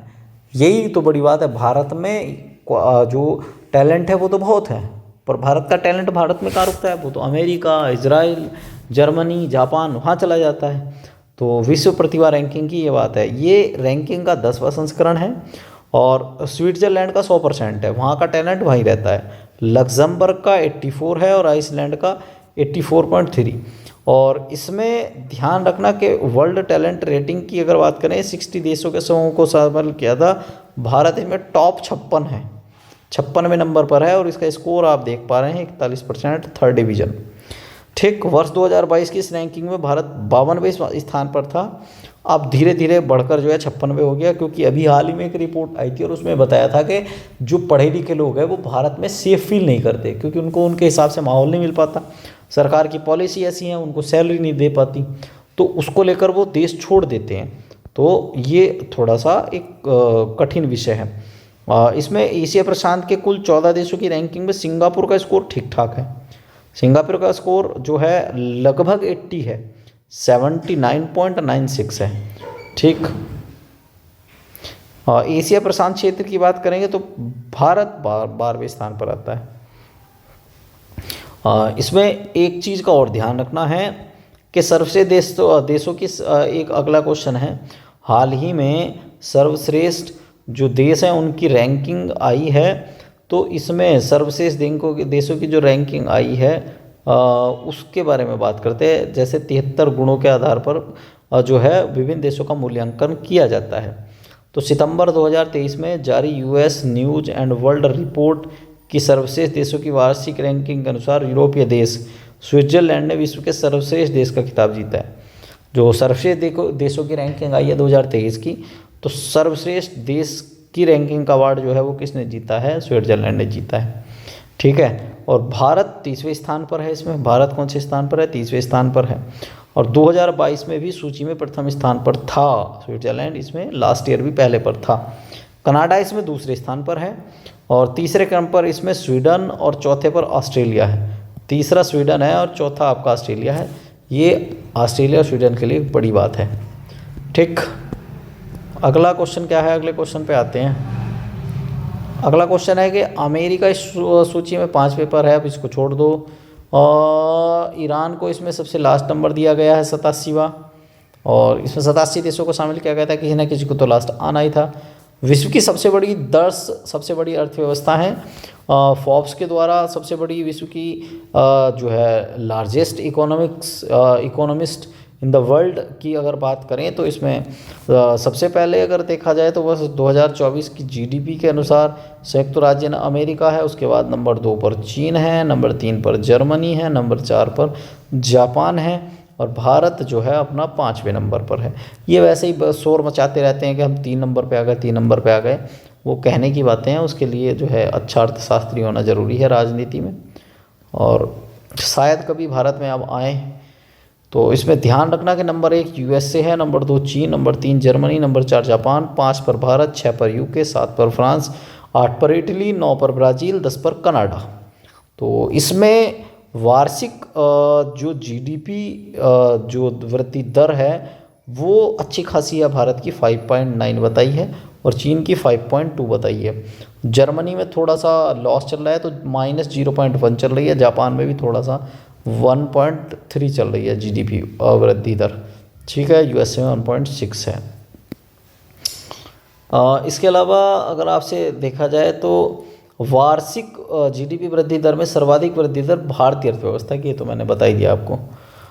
इसके अलावा जॉर्जिया एक देश है। जॉर्जिया ने अभी हाल ही में एक बड़ा काम कर दिया कि हिंदू धर्म विश्व के सबसे बड़े और सबसे पुराने धर्मों में से एक है, तो जिसमें 100 से अधिक देशों में लगभग 1 बिलियन से अधिक अनुयायी हैं। तो अब यहाँ एक बात बताइए कि ये लगभग अमेरिका में 3 मिलियन हिंदू धर्म के अनुयायी लोग रहते हैं। तो यहाँ ये बात बताई गई है कि अक्टूबर माह को हिंदू विरासत माह के रूप में घोषित किया गया है। अक्टूबर माह को जॉर्जिया में अक्टूबर माह को क्या किया गया है, हिंदू विरासत माह के रूप में घोषित किया गया है। क्लियर, हिंदू विरासत माह के रूप में किसे घोषित किया गया है, अक्टूबर माह को। कहाँ, जॉर्जिया में। क्लियर है, जॉर्जिया में। जॉर्जिया ने हाल ही में अभी एक मामला भी आया था कि जॉर्जिया ने हिंदू फोबिया शब्द की निंदा करते हुए एक ऐतिहासिक प्रस्ताव पारित किया था उसने, और ऐसा करने वाला वो अमेरिका का पहला राज्य था। जॉर्जिया उन राज्यों की सूची में शामिल हुए हैं जिन्होंने हिंदू को विरासत और सांस्कृतिक महत्व को मान्यता दी है। अक्टूबर में दरअसल होता क्या है कि नवरात्रि, दशहरा, और इसमें इसी माह में हिंदू जो है ज़्यादातर त्यौहार आते हैं, तो उसके लिए ये जो है माना गया है। ठीक, दीपावली, नवरात्रि, दशहरा, ये सारे इसी में आते हैं अक्टूबर नवंबर में। वैश्विक शांति सूचकांक 2023 है, तो वैश्विक शांति सूचकांक GPI जिसको कहा जाता है, global peace index. Global peace index Sydney में विश्व के अग्रणी विचारक मंच think tank institute for economics and peace, ठीक है, इसका ध्यान रखना, institute for economics and peace के द्वारा इसको जो है जारी किया जाता है। और इस सूचकांक में विश्व के शांति के स्तर का मापन 23 गुणात्मक और मात्रात्मक जो है संकेतकों के आधार पर किया जाता है। कितने हैं, 23 गुणात्मक और मात्रात्मक, 23 कितने टोटल, 23। क्लियर है इतना। इस सूचकांक में विश्व के 163 देश हैं, और इसमें यूरोप का सर्वाधिक शांतिमय क्षेत्र बताया हुआ है, अब भी वही बना हुआ है। मध्य पूर्व और उत्तरी अफ्रीका शांति के स्तर के उनमें थोड़ा थोड़ा सुधार हुआ है अभी। और इसके अलावा देखा जाए तो देखो ये आपके सामने है, आइसलैंड पहले नंबर पर है, डेनमार्क दूसरे पर है, और आयरलैंड तीसरे पर है। 163 अफगानिस्तान है, 162 यमन है, 161 आपका सीरिया है। भारत इसमें जो है 100 कौन से नंबर पर आया है, भारत इसमें 126वें नंबर पर, ठीक है, ध्यान रखना भारत कौन से नंबर पर है, भारत इसमें 126वें नंबर पर है। और भूटान दक्षिण एशिया का सबसे शांतिपूर्ण देश बना हुआ है अभी। दक्षिण एशिया का सबसे शांतिपूर्ण देश जो है वो क्या है, भूटान है। भूटान अपने यहाँ GDP भी जारी नहीं करता, वो GHN जारी करता है, जो है ग्रीन हैप्पीनेस इंडेक्स जारी करता है वो, ठीक है। अगला क्या है, अगला क्वेश्चन है कि ऊर्जा संक्रमण सूचकांक 2023, ऊर्जा संक्रमण सूचकांक 2023 जो है ऊर्जा संक्रमण सूचकांक ETI एनर्जी जो है ट्रांसिशन इंडेक्स उन देशों की ऊर्जा प्रणालियों को प्रदर्शित करता है जो उनकी तत्परता के आधार पर मूल्यांकन करता है। जैसे विश्व का जो इकोनॉमिक फोरम है WEF है, तो ये उसको जारी करता है, WEF इसको जारी करता है, फॉरेस्टिंग जो है इफेक्टिव एनर्जी ट्रांजिशन।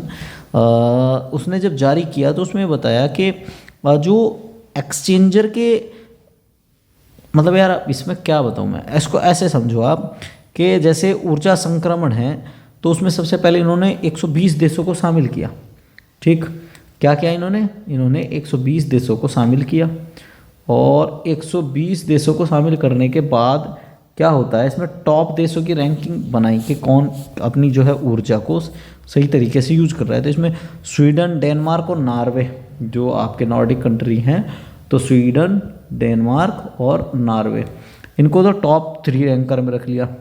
और अंतिम 3 में कौन कौन है, यमन, आपका कांगो लोकतांत्रिक गणराज्य और तंजानिया। भारत जो है वो 67वें स्थान पर है, ये वाली बात ध्यान रखना कि भारत जो है वो कौन से स्थान पर है, भारत आपका 67वें स्थान पर है। क्लियर हो रही है बात, ये भारत 67वें स्थान पर है। इसके अलावा सतत विकास रिपोर्ट 2015 में सतत विकास हेतु एजेंडा 2030 आया था, तो पिछले साल PCS में भी आया था सतत विकास से क्वेश्चन। तो सतत विकास के 17 SDG हैं, तो 17 SDG और 169 उप लक्ष्य हैं, तो वर्ष 2030 तक प्राप्त किए जाने हैं सतत विकास लक्ष्य की रिपोर्ट। इन्हीं लक्ष्यों के प्राप्ति की दिशा में हो रही प्रगति का प्रतिवर्ष वैश्विक अवलोकन प्राप्त करती है। तो इसमें होता क्या है, अब आप ऐसे समझो कि जो जून 2023 को जब सतत विकास समाधान नेटवर्क रिपोर्ट जारी हुई, तो उसमें कुछ चीज़ें निकल कर सामने आई हैं, वो मैं तुम्हें बता रहा हूँ कौन कौन सी है। देखो पहला क्वेश्चन तो इससे ये बना कि इस रिपोर्ट का ये कौन सा संस्करण है, 8वां संस्करण है। रिपोर्ट का शीर्षक क्या है, तो इम्प्लीमेंटिंग जो एसजीडी जो स्टिमुलेट है वो इसका शीर्षक है। रिपोर्ट के अंतर्गत एसजीडी सूचकांक और डैशबोर्ड को शामिल किया गया है। एसजीडी सूचकांक 2023 के अंतर्गत कुल 166 देशों को कवर किया गया है और इस सूचकांक में 0 और 100 के बीच जो है स्कोर को रखा गया है। सबसे अच्छा जो एसजीडी प्राप्त करने वाले जो टॉप देश है फिनलैंड, स्वीडन, डेनमार्क जो नॉर्डिक कंट्री हैं, और एसजीडी के सबसे लास्ट वाले देश चाड वही हैं जो पिछले साल थे, दक्षिणी सूडान और अफ्रीकी गणराज्य।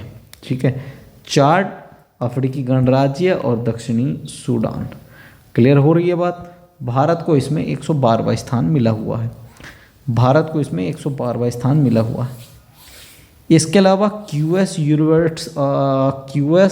वर्ल्ड यूनिवर्सिटी रैंकिंग 2024 आई है। तो क्यूएस वर्ल्ड यूनिवर्सिटी रैंकिंग 2024 के अनुसार अगर देखा जाए तो इसका 20वां संस्करण है और इसको 1998 में 1998 में नहीं, इसका 20वां संस्करण है। तो 20वें संस्करण से सन की तो कोई ज़रूरत है नहीं इसको। इसमें ऐसे ध्यान रखो कि इसमें कितने, इसमें 1498 देशों को क्या किया गया है, इसमें शामिल किया गया है। और सबसे ज़्यादा जो टॉप रैंकर है वही अभी आपने थोड़ी देर पहले पढ़ा ही था, जो टॉप 3 यूनिवर्सिटियों में से एक था। तो आपका फिर यहाँ टॉप है तो आप आ जाएगा मैसाचुसेट्स इंस्टीट्यूट। ठीक है, कहाँ का है, MIT है और कहाँ का है, अमेरिका का है, और लगातार 12वें साल जो है शीर्ष पर बना हुआ है।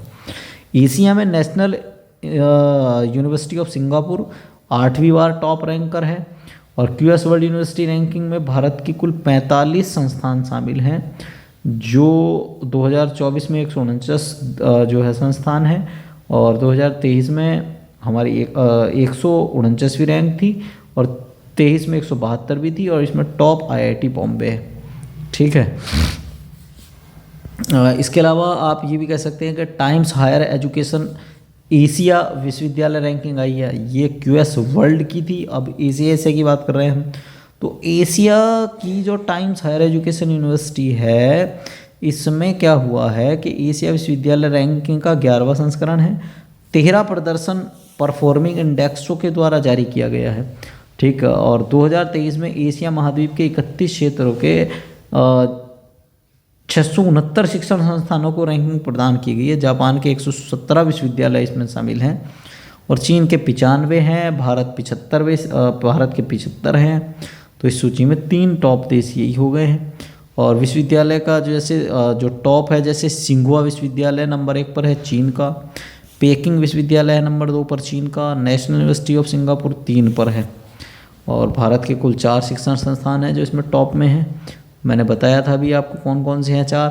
भारतीय विज्ञान संस्थान बेंगलुरु, JSS उच्च शिक्षण संस्थान, अकादमी मैसूर कर्नाटक, शूलिनी जैव प्रौद्योगिकी और प्रबंधन विज्ञान जो है वो है आपका हिमाचल प्रदेश में।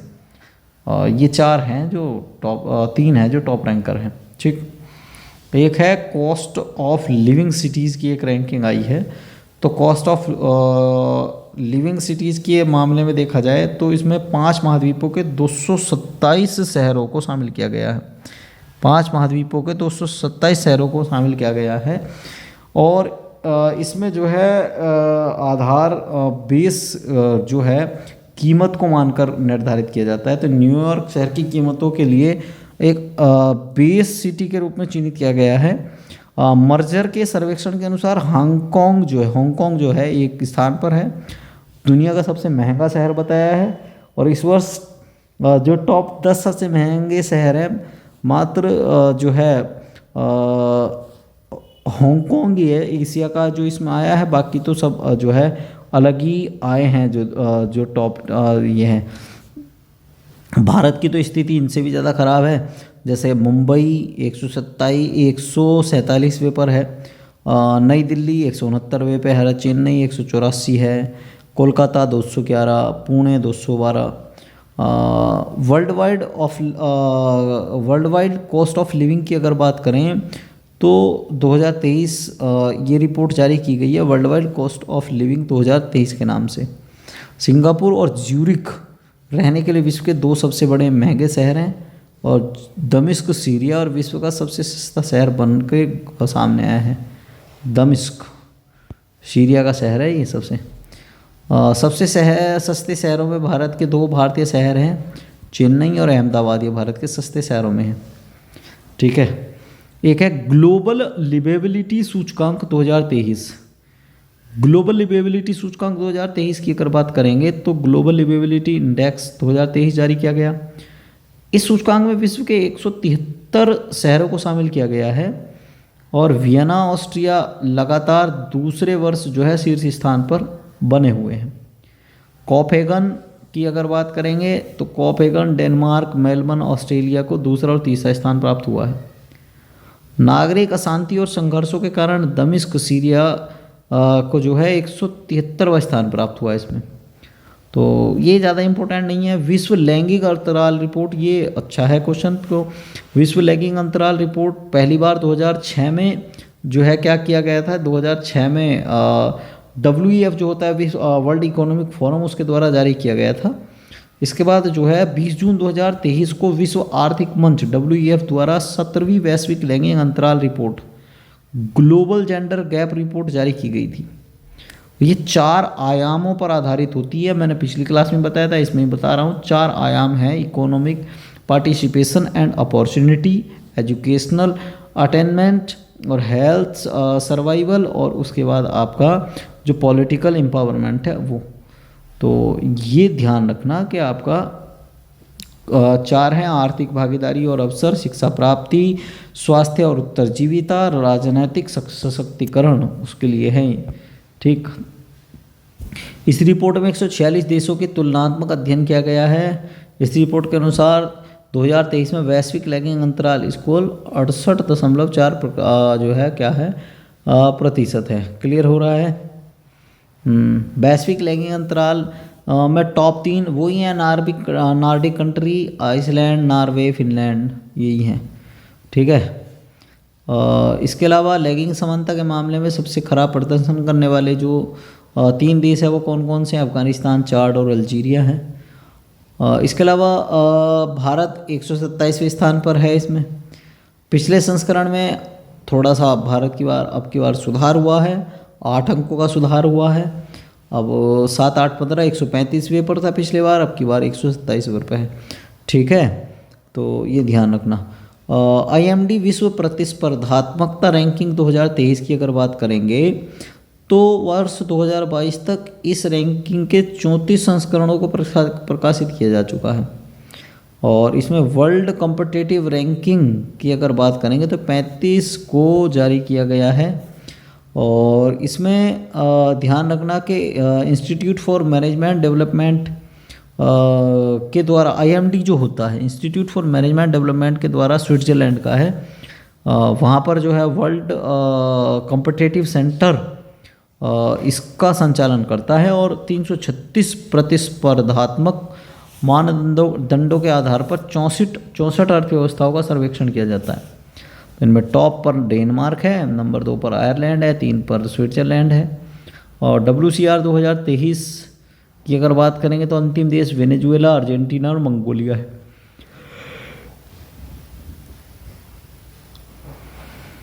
भारत 40वें स्थान पर है। ये इम्पोर्टेंट क्वेश्चन है, इसको थोड़ा सा ध्यान रखना। ये कि पहले सीरिया को अरब लीग से निकाल दिया था। अरब लीग, जिसे league of Arab states LAS भी कहा जाता है। अब ये ध्यान रखना कि पैन अरब ऑर्गेनाइजेशन 1944 में अलेक्जेंड्रिया प्रोटोकॉल के अपनाने के बाद 1945 में काहिरा मिस्र में इसका गठन किया गया। और इसमें 22 देश हैं, अल्जीरिया, बहरीन, कोमोरोस, जिबूती, मिस्र, Iraq, Jordan, Kuwait, Lebanon, Libya, Mauritania, Morocco, फ़िलिस्तीन, Qatar, Saudi Arab, Somalia, Sudan, Syria, Tunisia, संयुक्त अरब अमीरात और यमन, ये शामिल हैं।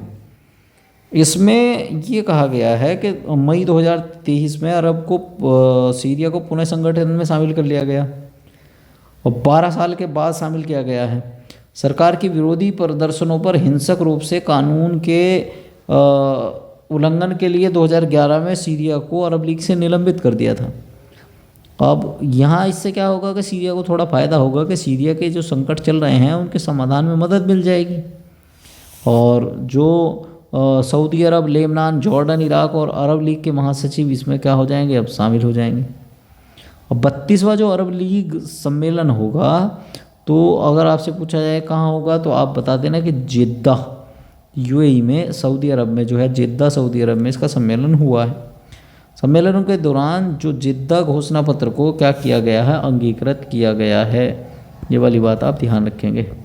हाल ही में भारत सरकार ने एक ऑपरेशन चलाया है, ऑपरेशन का नाम है करुणा। तो म्यांमार एकमात्र ऐसा दक्षिण पूर्व एशियाई देश है जो पूर्वोत्तर भारत के साथ भूसीमा बनाता है, लैंड बॉर्डर साझा करता है। तो इस लैंड बॉर्डर में नेबरहुड फर्स्ट जो होता है, तो एक्ट ईस्ट एक पॉलिसी बना रखी है भारत ने, जिसको इंटरसेक्शन की स्थिति होने के कारण हिंद प्रशांत क्षेत्र में भारत की एक जो एरिया, जो हम कह सकते हैं क्षेत्रीय कूटनीति का एक मूल तत्व है ये। तो 18 मई को भारत ने म्यांमार के लोगों के लिए आपदा सहायता के लिए ऑपरेशन करुणा प्रारंभ किया। दरअसल हुआ क्या था कि हुआ ये था कि म्यांमार में एक वो आया था चक्रवात, और उस चक्रवात का नाम था मोचा चक्रवात। समझ गए ना मेरे भाई, क्या था, मोचा चक्रवात था। तो मोचा चक्रवात से जब आपदा की स्थिति बनी, तो उसमें भारत ने सहायता प्रदान करने के लिए ऑपरेशन करुणा शुरू कर दिया। तो भारतीय नौसेना के 3 पोत इसमें गए, INS शिवालिक, INS कामोर्ता और INS सावित्री जो गए, और उन्होंने 40 टन से अधिक जो है राशन सामग्री म्यांमार को दी। ठीक है, समझ में आ गई। हाल ही में एक प्रेस स्वतंत्रता सूचकांक आया है। तो प्रेस स्वतंत्रता सूचकांक 2023, वर्ल्ड प्रेस फ्रीडम इंडेक्स, 180 देश इसमें शामिल हैं, और इसको एक NGO रिपोर्ट्स विदाउट बॉर्डर्स के द्वारा इसको प्रकाशित किया जाता है। 21वां संस्करण था। नॉर्वे को लगातार 7वीं बार पहला स्थान मिला है, उत्तर कोरिया को 180वां और भारत को 161वां। भारत की स्थिति भी बहुत ख़राब है। ठीक है, भारत इससे पहले 150वें स्थान पर था। अब धीरे धीरे मुझे ऐसा लग रहा है कि लास्ट में जो 180वां स्थान है वो भारत को ही प्राप्त होगा, ऐसे ही भारत में स्थिति बनती रही तो। क्योंकि अभी हाल ही में देख लो, उत्तर प्रदेश पुलिस का जो पेपर है वो क्या चल रहा है, आउट हो रखा है। कोई मीडिया वाला उसको बताने को तैयार नहीं है, क्यों, सब भी के हुए हैं। तो इससे कोई दिक्कत वाली बात नहीं है, ये इंडेक्स पढ़ते रहो, कुछ ना कुछ तो फ़ायदा होगा ही तुम्हें। नवीनतम सूचकांक में शामिल 5 नए संकेतकों की भारत की स्थिति है। जैसे राजनीति खराब है, स्थिति है, आर्थिक उससे भी ज़्यादा खराब है। ठीक, इसके अलावा और क्या, किस चीज़ में खराब, जो विधिक है ये भी खराब है, सामाजिक संस्कृति है वो भी खराब है, सुरक्षा है ये भी खराब है। तो अच्छी रैंकिंग कहाँ से होगी, कहीं भी नहीं। तो फिर क्या है, क्वेश्चन समझ में आ गया होगा। वैश्विक प्रेस स्वतंत्रता का भारत का कौन सा स्थान है, तो 22 में 150 था, अब की बार 161 है। वैश्विक दास्ता सूचकांक 2023 की बात करेंगे तो हाल ही में वॉक फ्री फाउंडेशन संगठन द्वारा वैश्विक दास्ता सूचकांक जारी किया था।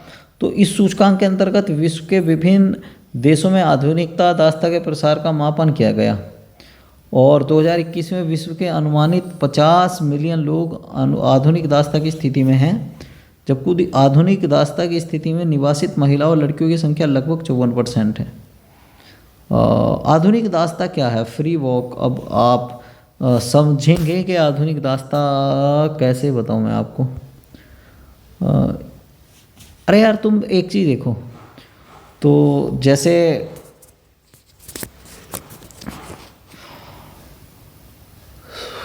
चलो ऐसे समझो कि जहाँ पर जैसे अफ़गानिस्तान है, महिला क्या कर सकती है, वहाँ पढ़ सकती है, और जैसे भारत में रह सकती है, किसी भी तरह के कपड़े पहन सकती है, या भारत में जिस तरह के लड़के रह रहे हैं वो किसी भी तरह का हेयर स्टाइल रख सकते हैं, किसी भी तरह की दाढ़ी रख सकते हैं, क्या वो सीरिया में रख सकते हैं?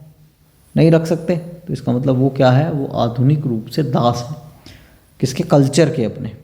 इस तरह की चीज़ों को कहा जाता है। ठीक, अगला है विश्व के 10 सबसे व्यस्त हवाई अड्डे। तो 5 अप्रैल को एयरपोर्ट काउंसिल इंटरनेशनल जो आपकी काउंसिल होती है, एयरपोर्ट काउंसिल ऑफ इंटरनेशनल ने 2022 के लिए विश्व के सबसे व्यस्त हवाई अड्डों की सूची जारी की है। और विश्व के 10 सबसे व्यस्त हवाई अड्डे हैं उनको इस तरीके से रखा गया है कि 10% वैश्विक यात्री यातायात इन्हीं व्यस्त हवाई अड्डों के द्वारा करते हैं। भारत में तो सबसे ज़्यादा है अंतर्राष्ट्रीय व्यस्त है दिल्ली का इंदिरा गांधी अंतर्राष्ट्रीय हवाई अड्डा। हाँ, इसका नंबर है 9वां। और इसमें यूएई का जो दुबई का हवाई अड्डा है वो शीर्ष पर बना हुआ है। ठीक, ये वाली बात ध्यान रखना, कहाँ का, यूएई का जो दुबई हवाई अड्डा है वो शीर्ष पर है। कार्गो यातायात के मामले में हांगकांग का हवाई अड्डा शीर्ष पर रहा, कार्गो। और विमानन आवागमन के मामले में यूएसए और अटलांटा के जो जीए हवाई अड्डे हैं वो शीर्ष पर रहे हैं। सामान वगैरह जो जाते हैं वो यूएसए में सबसे ज़्यादा जाते हैं। ठीक है, वैश्विक विद्युत समीक्षा रिपोर्ट आई है हाल ही में, और इस रिपोर्ट में एक थिंक टैंकर है एम्बर, उसके द्वारा इसको प्रकाशित किया गया है। 4था संस्करण है और उसमें 78 देशों के विद्युत संबंधी आंकड़ों का विश्लेषण किया गया है। अब इसमें यह बताया गया है कि वैश्विक विद्युत उत्पादन तक किसकी कितनी है, वैश्विक विद्युत उत्पादन मांग कितनी है किसी की, ग्लोबल पावर सेक्टर जो इमेजन है वो क्या है इसके बारे में। और वैश्विक विद्युत उत्पादन में अभी भी जीवाश्म ईंधनों का प्रभुत्व है, जिसे 2022 में कुल विद्युत उत्पादन में 61% का योगदान किया है, तो उसको लेकर है। स्वच्छ विद्युत उत्पादन में सबसे बड़ा स्रोत जल ऊर्जा का है, जिसका योगदान 15% है। और इसमें ये भी ध्यान रखना कि सबसे ऊपर कौन से हैं, तो सबसे ज़्यादा विद्युत मांग वाले 3 देश हैं, चीन, अमेरिका और भारत। और इसी में ये भी ध्यान रखना कि विद्युत क्षेत्र सभी ऊर्जा क्षेत्रों में सबसे बड़ा कार्बन डाइऑक्साइड का उत्सर्जन करता है।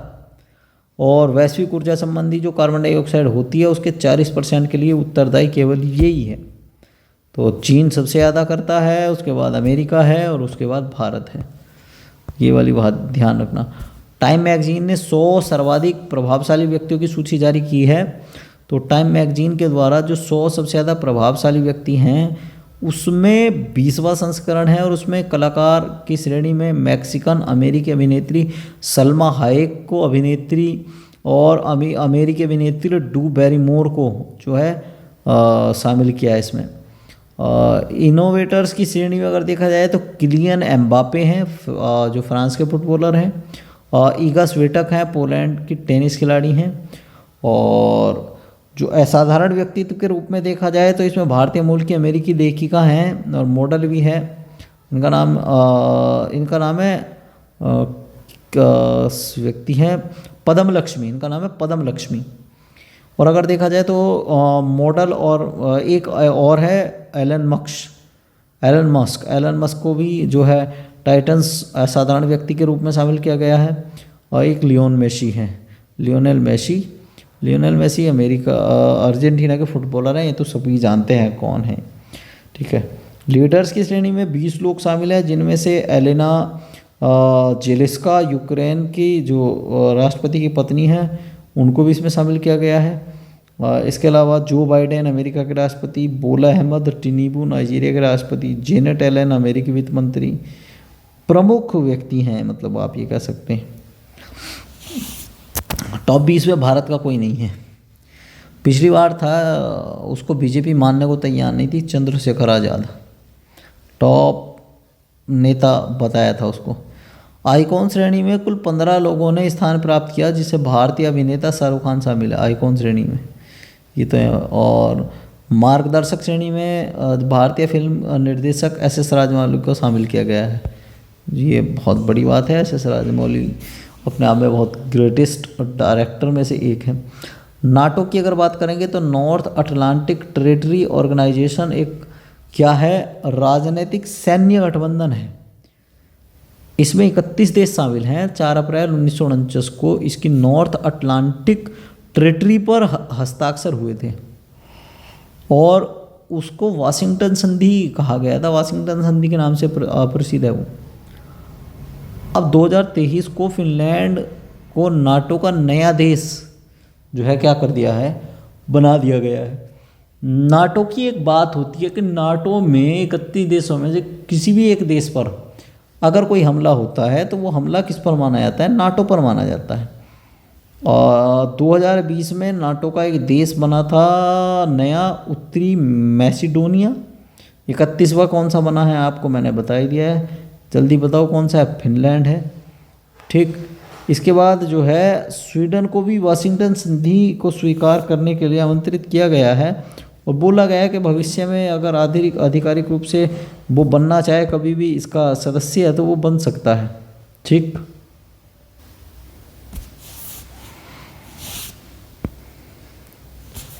हाल ही में अभी जो है वर्ल्ड हैप्पीनेस रिपोर्ट आई है, तो संयुक्त राष्ट्र के पोषणीय विकास नेटवर्क का एक प्रकाशन है। इसमें गैलप वर्ल्ड पोल के द्वारा इसको प्रदर्शित किया गया है और इसमें बताया गया है कौन कितना खुश है। तो United nation sustainable development solution network विश्व प्रसन्नता रिपोर्ट जारी करता है और उसमें बताता है कि उसका 11वां संस्करण है कि इसमें 6 कारकों पर है। एक तो सकल घरेलू जो जीडीपी है पर कैपिटा है, सोशल सपोर्ट है, हेल्दी लाइफ और freedom make of all life है, और इसके अलावा आपकी जेनोसैरिटी जो होती है ना, उदारता, जेनोसैरिटी है। और इसके अलावा जो करप्शन है, करप्शन उसको भी लेकर है। तो 6 ये मानक हैं इसके। इस रिपोर्ट में कुल 137 देशों को रैंक प्रदान की गई है और लगातार 6वीं बार फिनलैंड आपका पहले नंबर पर है। लास्ट में आपका अफगानिस्तान है, लेबनान है, सियरा लियोन है। भारत 126वें स्थान पर है। स्थिति भारत की भी इतनी ज़्यादा बढ़िया है नहीं है। भारत कौन से स्थान पर है, 126वें स्थान पर है। ठीक है, लद्दाख का मयूरभंज टाइम पत्रिका के 50 महानतम स्थानों की सूची में शामिल किया गया है। ये बात ध्यान रखना, इंपॉर्टेंट क्वेश्चन है। लद्दाख का मयूरभंज बहुत फेमस रहने वाला है ये क्वेश्चन।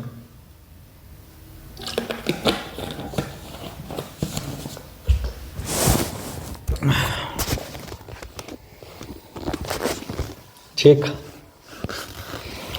16 मार्च 2023 को 50 महानतम स्थलों की सूची जब जारी की गई तो इसमें क्या हुआ है कि जो घूमने के लायक जो जगह हैं उनमें जो है इसको क्या किया गया, चिन्हित किया गया है।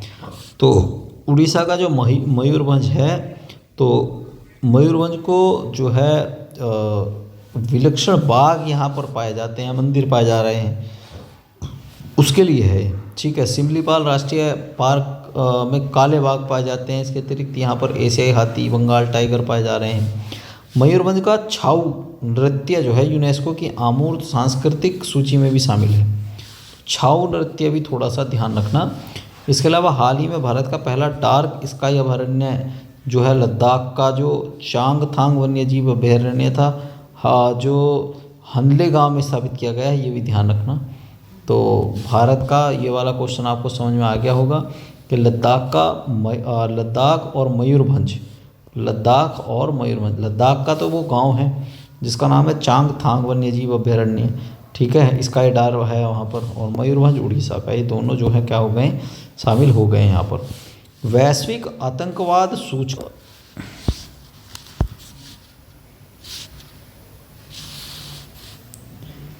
ये और ध्यान रखना कि आतंकवाद से प्रभावित जो ब्रिक्स देश है वो कौन से हैं।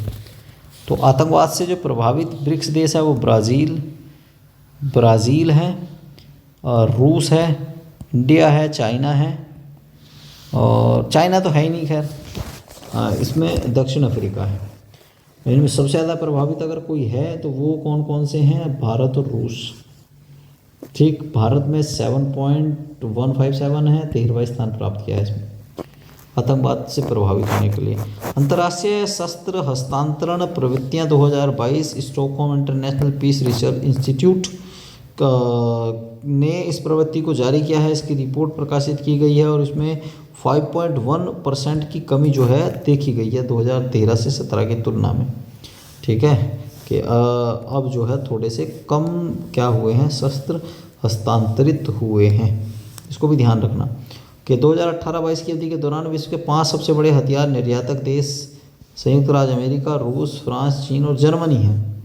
और संयुक्त रूप से पांचों देश 2018 से 22 में 76% तक के लिए उत्तरदायी थे।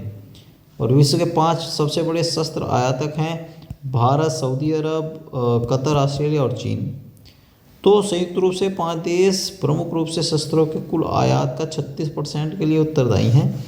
भारत विश्व में शस्त्रों का सबसे बड़ा आयातक है। रूस भारत का सबसे बड़ा हथियार आपूर्तिकर्ता है, जिसे भी ध्यान रखना। और भारत के कुल शस्त्र आयात में रूस की हिस्सेदारी 45%। तो रूस तो भाई रूस ही है, हमारा मित्र है। तो रूस से हम सबसे ज़्यादा हथियार खरीदते हैं। इसके अलावा 95 आपका क्या हुआ है, ऑस्कर पुरस्कार है। तो ऑस्कर अवार्ड जिन्हें ऑस्कर के नाम से भी जाना जाता है और वैश्विक फिल्म उद्योग से कलाकारों के, टेक्नीशियन जो होते हैं उनके लिए पुरस्कार दिया जाता है। Academy of motion picture arts and sciences के द्वारा ये प्रदान किया जा रहा है, ये भी ध्यान रखना। और इस अमेरिकी फिल्म निर्माता Janet Yang academy of motion picture arts sciences इसकी वर्तमान अध्यक्ष है। ठीक है, तो इसकी अध्यक्ष का भी ध्यान रखना। जेनेट वांग कौन है? जेनेट वांग जो है इसकी वर्तमान में क्या है, अध्यक्ष है। क्लियर। तो अब नेक्स्ट पे देखते हैं। तो देखो यहाँ क्या है कि आपका जो ये डॉल्बी थिएटर जो है, डॉल्बी थिएटर लॉस एंजलिस को 95 अकादमी जो पुरस्कार हुए हैं, ऑस्कर पुरस्कार हुए हैं, उनकी घोषणा की गई है। इसमें सबसे ज़्यादा जो नामांकन हुए थे everything everywhere all the ones जो मूवी थी उसको प्राप्त हुए थे। डेनियल क्वान और डेनियल स्कीटन द्वारा निर्देशित फिल्म को सबसे ज़्यादा 7 ऑस्कर प्राप्त हुए हैं इसको। ठीक है, कितने प्राप्त हुए? 7 ऑस्कर जो है इसको मिले हैं। इसके अलावा मल्टीवर्स जो कई ब्रह्मांडों का एक काल्पनिक जो है समूह है, उसको लेकर भी जो है एक ड्रामा मूवी बनी थी, उसमें है, उसको भी देख लेना। कि मिशेल यो जो हैं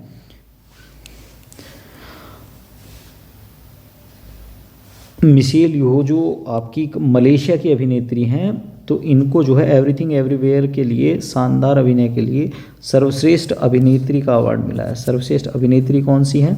तो मिशेल यो हैं।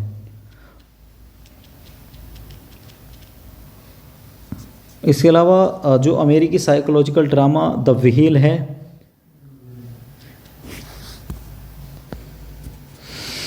ठीक। इसके अलावा ये और देखना कि मिशेल यो पहली एशियाई महिला हैं जिन्होंने ये पुरस्कार जीता है, ये इम्पोर्टेंट बात है। इसके अलावा ब्रेडा फ्रेजर जो हैं उन्होंने सर्वश्रेष्ठ अभिनेता का पुरस्कार जीता है। और all wide the western front Germany को सर्वश्रेष्ठ अंतर्राष्ट्रीय फीचर फिल्म का पुरस्कार मिला है। ठीक है, द एलिफेंट विस्पर जो है सर्वश्रेष्ठ डॉक्यूमेंट्री शॉर्ट फिल्म का पुरस्कार प्राप्त किया है।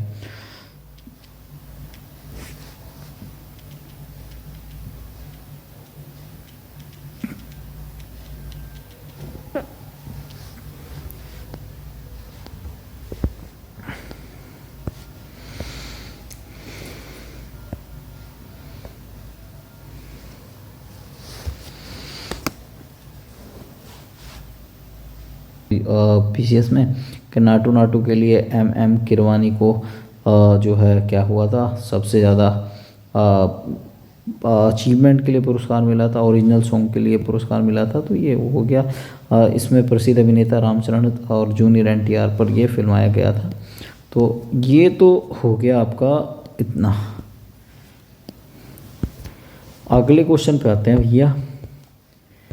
इसमें और तो कुछ मुझे लग नहीं रहा कि और इम्पोर्टेंट था इसमें। हाँ, ये है कि तो नाटू को विजेता घोषित किया गया। इसके अलावा ये है कि एक छेल्लो सो ऑस्कर पुरस्कार हेतु शॉर्ट लिस्ट की गई है, जो छोटी 15 फिल्मों की चयनित हुई थी, इनमें 5 फिल्मों में स्थान नहीं बना सकी थी। छेल्लो जो है, छेल्लो मूवी। और 95 ऑस्कर पुरस्कार जो हुए थे, तो दीपिका पादुकोण ऑस्कर पुरस्कर्ताओं के जो प्रेजेंटर्स जो होते हैं उसमें शामिल रही थी। और 1980 में पुरस्कर्ता के रूप में पहुंचने वाली पहली अभिनेत्री जो है परसिस खबांटा थी, ठीक है। और 2016 में ऑस्कर पुरस्कर्ताओं में दूसरी प्रियंका चोपड़ा बनी थी, तो सबको पता है। इसके अलावा नेक्स्ट क्वेश्चन क्या है, लेगाटम सूची जो आई है लेगाटम इंस्टीट्यूट के द्वारा, तो लेगाटम इंस्टीट्यूट द्वारा प्रतिवर्ष जो है ये आई है, तो यहाँ ध्यान रखेंगे लेगाटम स्मृति सूचकांक जारी किया गया, 16वां संस्करण है। इसमें डेनमार्क शीर्ष पर है, जबकि दक्षिण सूडान अंतिम 167 स्थान पर रहा था। भारत को 103वां स्थान मिला है। ये भी ध्यान रखना कि इसमें जो पश्चिमी जो यूरोप है, विश्व का सर्वाधिक समृद्ध क्षेत्र जो है, इसमें क्या बताया गया है, बताया गया है कि पश्चिमी यूरोप जो है सबसे ज़्यादा समृद्ध क्षेत्र है, ठीक है ना। तो आगे आर्थिक स्वतंत्रता सूचकांक और आया है ये, तो आर्थिक स्वतंत्रता सूचकांक की अगर बात करेंगे तो एक वार्षिक रिपोर्ट है, जिसका प्रकाशन जो है वाशिंगटन डीसी अमेरिका का एक विचार मंच है। विचार मंच मतलब थिंक टैंकर है, जो क्या करते हैं, उसका नाम है द हेरिटेज फाउंडेशन। और इसके सूचकांक के तहत जो है देशों की एक आर्थिक स्वतंत्रता का मापन होता है, और 12 मात्रात्मक और गुणात्मक घटकों पर आधारित होता है, ठीक है। तो आर्थिक स्वतंत्रता सूचकांक जब जारी हुआ तो इसका 29वां संस्करण था, 184 देश इसमें शामिल हुए। सिंगापुर, स्विट्जरलैंड, आयरलैंड और ताइवान को सबसे उच्च रैंक मिली है, और इसमें भारत, ब्राज़ील, रूस जैसी अर्थव्यवस्था इसमें शामिल हैं, बड़ी बात है ये। और इसमें भारत को 131वां स्थान मिला है, ठीक है, वो 131वां स्थान मिला है, ठीक है। The agriculture innovation mission for climate में शामिल जो है वो भारत हो चुका है, ये ध्यान रखना कि the agriculture innovation mission for climate में भारत जो है शामिल हो गया है। संयुक्त राज्य अमेरिका और संयुक्त अरब अमीरात का एक संयुक्त पहल थी। इस पहल की शुरुआत ग्लासगो में जो है जलवायु परिवर्तन सम्मेलन में हुई थी, और 5 वर्षों के मिड में जो है जलवायु स्मार्ट कृषि खाद्य प्रणालियों में नवाचार के लिए इसमें समर्थन बढ़ाना था, भागीदारों को एकजुट करके जलवायु परिवर्तन, वैश्विक भूख समस्याओं को लेकर बात करनी थी इसमें। तो उसके लिए जो है ये भारत को भी इसमें अब जो है क्या कर लिया, शामिल कर लिया है, ठीक। आगे अगर देखते हैं उस 1-2 क्वेश्चन और बचे हुए हैं क्या, तो बस लास्ट ही चल रहा है।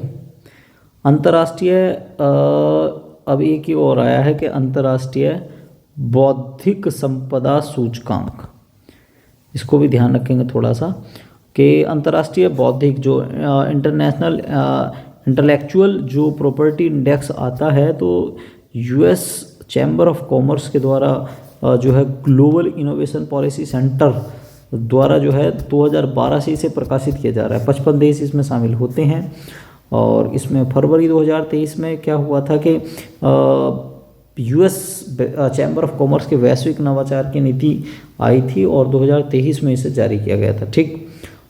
इसमें 11वां संस्करण है इस सूचकांक में विश्व की 55 अर्थव्यवस्था को शामिल किया गया है, और वैश्विक सकल घरेलू उत्पाद में 90% से अधिक ये योगदान करती हैं।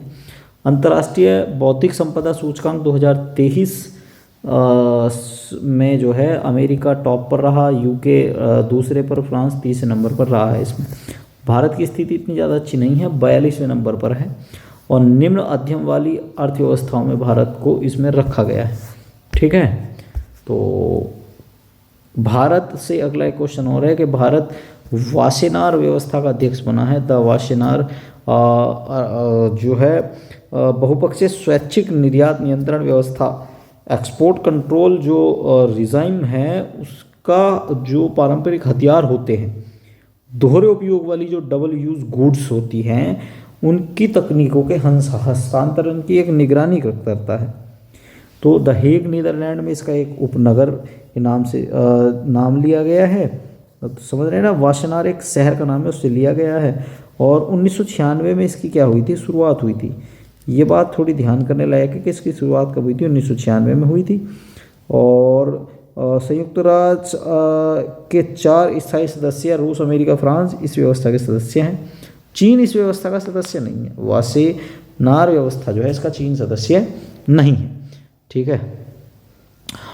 इसका कार्यकाल 1 साल का होता है। जब किसी बहुपक्षीय निर्यात नियंत्रण की व्यवस्था का अध्यक्ष बनाया जाता है तो उस देश की खैर छवि को ये कहा जाता है कि वो देश जो विश्व में जो अग्रणी देश है उसमें उनकी छवि को अच्छा देखा जा रहा है। तो भारत कहीं ना कहीं इसमें अच्छा माना जा रहा है। ठीक है। इसके अलावा तो अगला क्वेश्चन क्या है, अगले क्वेश्चन पे देखते हैं कि मानव स्वतंत्रता सूचकांक 2023 की बात कर रहे हैं। अगले क्वेश्चन पे तो मानव स्वतंत्रता सूचकांक जो है इसमें क्या बन सकती है बातें, चलो देखते हैं आगे क्वेश्चन। तो इसमें मानव स्वतंत्रता सूचकांक जो है ये पूछा जाएगा कि किसने जारी किया, तो कैटो इंस्टीट्यूट है, कनाडा का फ्रेजर इंस्टीट्यूट है, इन्होंने दोनों ने मिलकर इसका 9वां संस्करण जारी किया है। पहला नंबर जो है वो जो है स्विट्जरलैंड, न्यूजीलैंड, डेनमार्क को है। इसमें न्यूजीलैंड है, इसमें नॉर्डिक कंट्री नहीं है, ये ध्यान रखना है। एशिया का जो टॉप 1 है वो बड़े देशों की बात करें तो सिंगापुर है, तिमोर लेस्ते है, Nepal, Bhutan, Thailand, Malaysia, Indonesia. Bharat की स्थिति 9 है इसमें। ठीक है। तो स्वतंत्रता सूचकांक में भारत की स्थिति 9 है, इतनी ज़्यादा अच्छी स्थिति नहीं है। 109 ये 9वीं रैंक जो है वो क्षेत्रीय रैंक है। अगर वैश्विक रैंक की बात करें तो वैश्विक रैंक 109 है। ख़त्म है कहानी, ख़त्म। तो ये भी बात ध्यान रखना। अगला क्या क्वेश्चन बन सकता है कि रूल ऑफ लॉ इंडेक्स क्या है। तो रूल ऑफ लॉ इंडेक्स को मतलब वर्ल्ड जस्टिस प्रोजेक्ट द्वारा प्रकाशित किया जाता है और 8 कारक और 44 संकेतक होते हैं इसके रूल ऑफ इंडेक्स के अगर देखेंगे तो इसमें, और 142 देश के क्षेत्राधिकारों को इसमें शामिल किया जाता है। क्लियर है। सूचकांक में वेनेजुएला के 42वें और अंतिम, वेनेजुएला इसमें 142वें और अंतिम स्थान पर है, जो कानून के शासन के अनुपालन के संदर्भ में सबसे खराब प्रदर्शन करने वाला देश है। ठीक है। कौन सा, वेनेजुएला। क्लियर है।